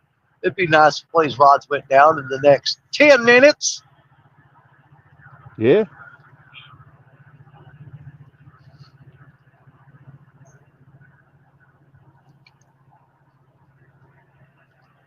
You know, one of what I consider to be one of my greatest victories. I was fishing on December 31st. I can't remember what year it was. This quite a few years back, and I went out on December 31st, and the whole goal was we wanted to catch one more catfish. It'd be the final catfish for that year before the new year. And I fished, I think it was like 5 hours. Freezing cold, snow and ice on the ground, absolute miserable. And I started off, I had like 30 something people watching me pretty much all day long. And then I told them, I said, well, you know what? I guess we're not going to catch the last fish of the year. And I told them, so I'm going to start packing up gear and carrying it up to the truck. I'm going to leave the rods out. And when I come back down to reel the rods up, I'll tell everybody bye. And we'll just say we got defeated and call it a day. So I start picking up. I had a milk crate at the time. It had a bunch of fishing stuff in it. And I was carrying that stuff around in a milk crate and went walking up the bank. And everybody had left. I had like 35 or 38 people in there. And there were 7 people left in chat. One of them was LG Bass, Tom. He was in there. And I walked over and told the guys, I'm going to carry stuff up. I'm going to come back down and get the rods, and I'll tell y'all bye. Well, it shows the camera showing toward the rods, and it shows me, and I go over there and pick up stuff around the rods. And as soon as I turn my back on the rods and start walking up the rocks, Black Betty bent down and went in half. I didn't see it. I had my back to it. And there was 7 people in chat going, oh, my God, he's missing it. He's missing it. After sitting here all day, that rod is down. I mean, they pulled it over and it did not let up. Just kept pulling. And I walked up the truck and I looked back down the bank and saw that rod bent over. And I come flying back down that bank and grabbed that rod and wound up with a 31-pound blue cat. Got that on video, too. It was a great show. But what I missed when I got home and was rewatching it, while I was reeling that fish in and I got it and I was holding it up to the camera, you looked over my left shoulder and I had a 13-foot Akuma rod. It got hit and went down and was bent in half. And I sit there talking, holding that fish for like 5 minutes, and that rod steady behind me, just getting hammered. And when I finally turned around to look, it stood up straight, and I never saw it. And when I reeled up that rod, it was broke off. And I thought, I wonder how that rod got broke off. And I got home and rewatched the footage. I had a fish on that rod, and he got the rocks and sawed it off and broke the line, and I never knew it until I got home and rewatched the footage. But I actually had a second fish on, didn't know it.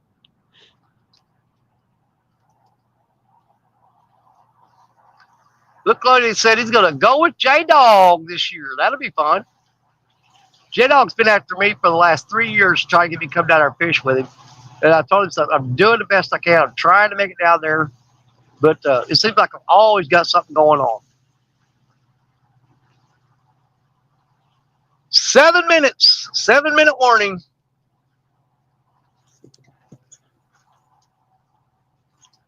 It's not even 3 o'clock, and it's starting to get dark here already because it's so overcast and cloudy. Catfish and coffee. Still here, Danny. Dealing with family drama. Buddy, you ain't telling me nothing.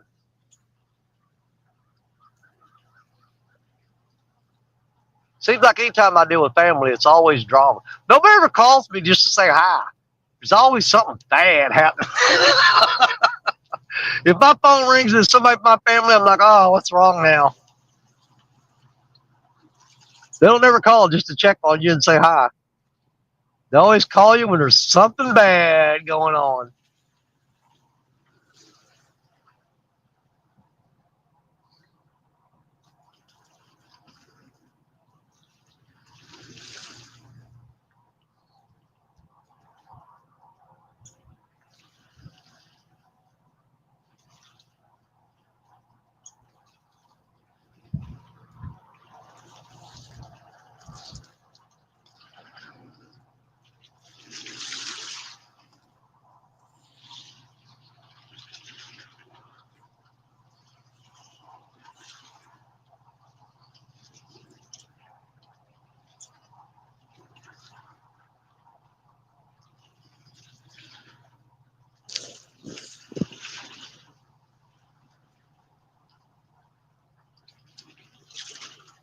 Look at that 14-footer. He just started doing that. That's probably the waves off of that barge. I don't know.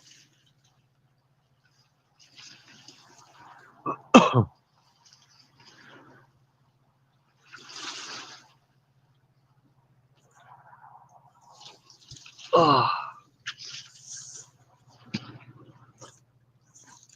The rod's bouncing, but I'm pretty sure that's just from that barge traffic going by.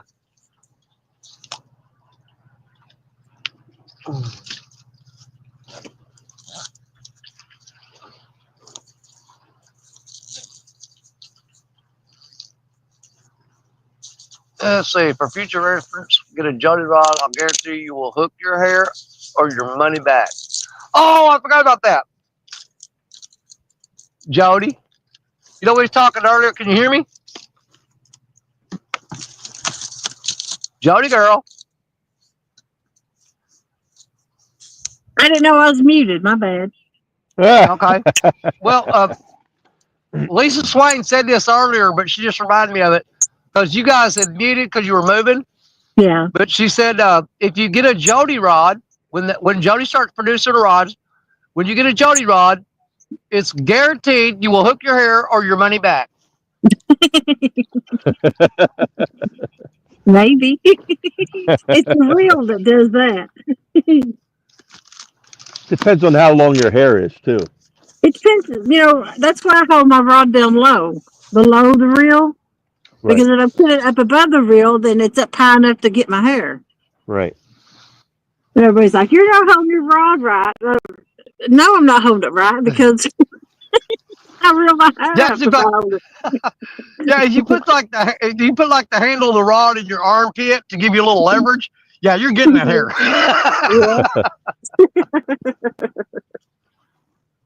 Yeah, if I lift my hand up above that rod or that reel, I usually roll my hair up. And, you know, that hurts just a little. What really hurts is when you let line out and it catches it. Oh, yeah. Yeah, no, that would rip the hair out. Yeah. That gives a big yank when that happens.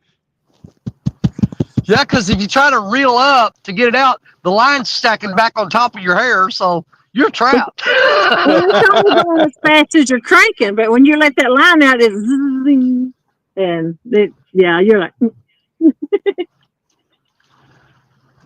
Benoit says, Jody, I have long hair, and I'd have to say I've yet to do that. Really? Gosh, I can't tell you how many times I've done it. 50? I've been trying to catch it, watch it, not do it though. And everybody thinks those curls are natural. Yeah. I've got a couple hooks in it before too. James had to get out. That's what Lisa Swain just said. She got a hook caught in her hair not long ago. Yeah. Said you did. Yeah. Skipjack rig. Mark says he has no problem with his hair getting caught in the reel. Neither do I, Mark.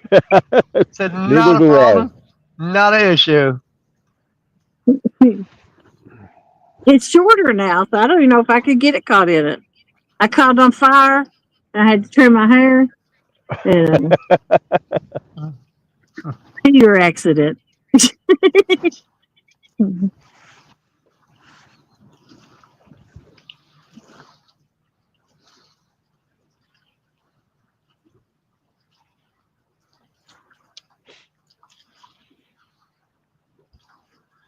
David Smith says, "Where's Ed at? All I see is snow." Yeah.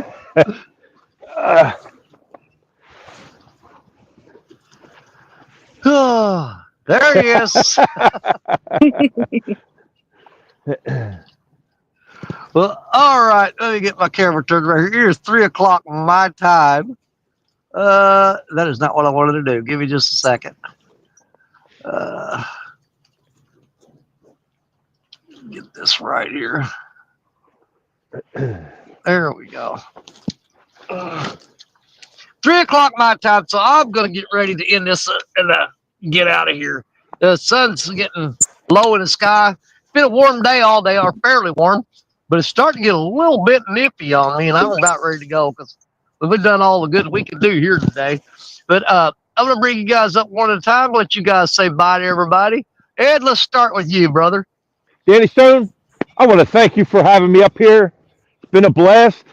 Wish I could have caught more fish, but fishing's fishing. You know that. I don't need no Jody? stinking fish. All I need is you, brother. Jody and James, have a wonderful night. Have a safe trip back home. And we'll catch you all later. Thanks for stopping in, everybody. Thanks, Ed. And when you got you're taking butterflies out what, Thursday? Thursday, yes. We will do a pop-up. Yep. Okay, fantastic. Everybody make sure Thursday you got your eyes open watching for that. See Ed take butterflies out. Gonna do a little ice fishing. That's gonna be fun to watch right there, I promise you. Ed, yes, thanks, brother. Appreciate you hanging out with me. It's a true honor. Take care. You bet, brother. Okay, let's throw James and Jody in the hot seat. Here we go. Hey. Both there they are. It's always fun fishing with you, Daddy. Yes, it is. It is, sis. Think back on I love you both. You know that. Yeah. And I just appreciate you letting me come out and fish with you. And it's always a good time. Sometimes you catch, sometimes you don't, but it's still a good time either way. Absolutely. We had a blast today. A lot of laughs, a lot of memories. That today made it worth coming out here to me. Didn't need no stinking fish, just need my people. Fish, what's that? That's a bonus, right? Yeah, but you two did wind up landing 4 fish today, so you know I can live vicariously through you because I didn't even get a bite. Got them the first hour we was there. That's how it's been though for the last 2 weeks for me up around Watts Bar. Nothing. It's a tough life, James, but we'll live it. It's going to get better. Well, again, thank you. Thank you both for coming up. I'm going to hop up here on solo, tell everybody bye, and we're going to get on out of here. But Ed, thank you. James and Jody, appreciate you. Love you all. Great honor. Anytime I get to spend time with you guys. And I'll definitely be looking for you guys at CatCon. It's going to be a good time, I promise. All right, let's finish this up. Well, there you have it, folks. We had a good time. We may not have caught a lot of fish today. Jade and Jody managed to catch 4. Ed got on a pickerel and a bass today, so they both just beat the crap out of me, but I'm fine with it because they made me laugh. They made me happy. That's all I'm really looking for. Got Mr. Zebco showed up with us today back there. He got to hang out with us. I wish we could have got on some fish. Him driving all the way down here. But that's just the way it goes. Sometimes you win and sometimes you lose. You know what? I'm going to rephrase that. We always win. We just don't catch fish.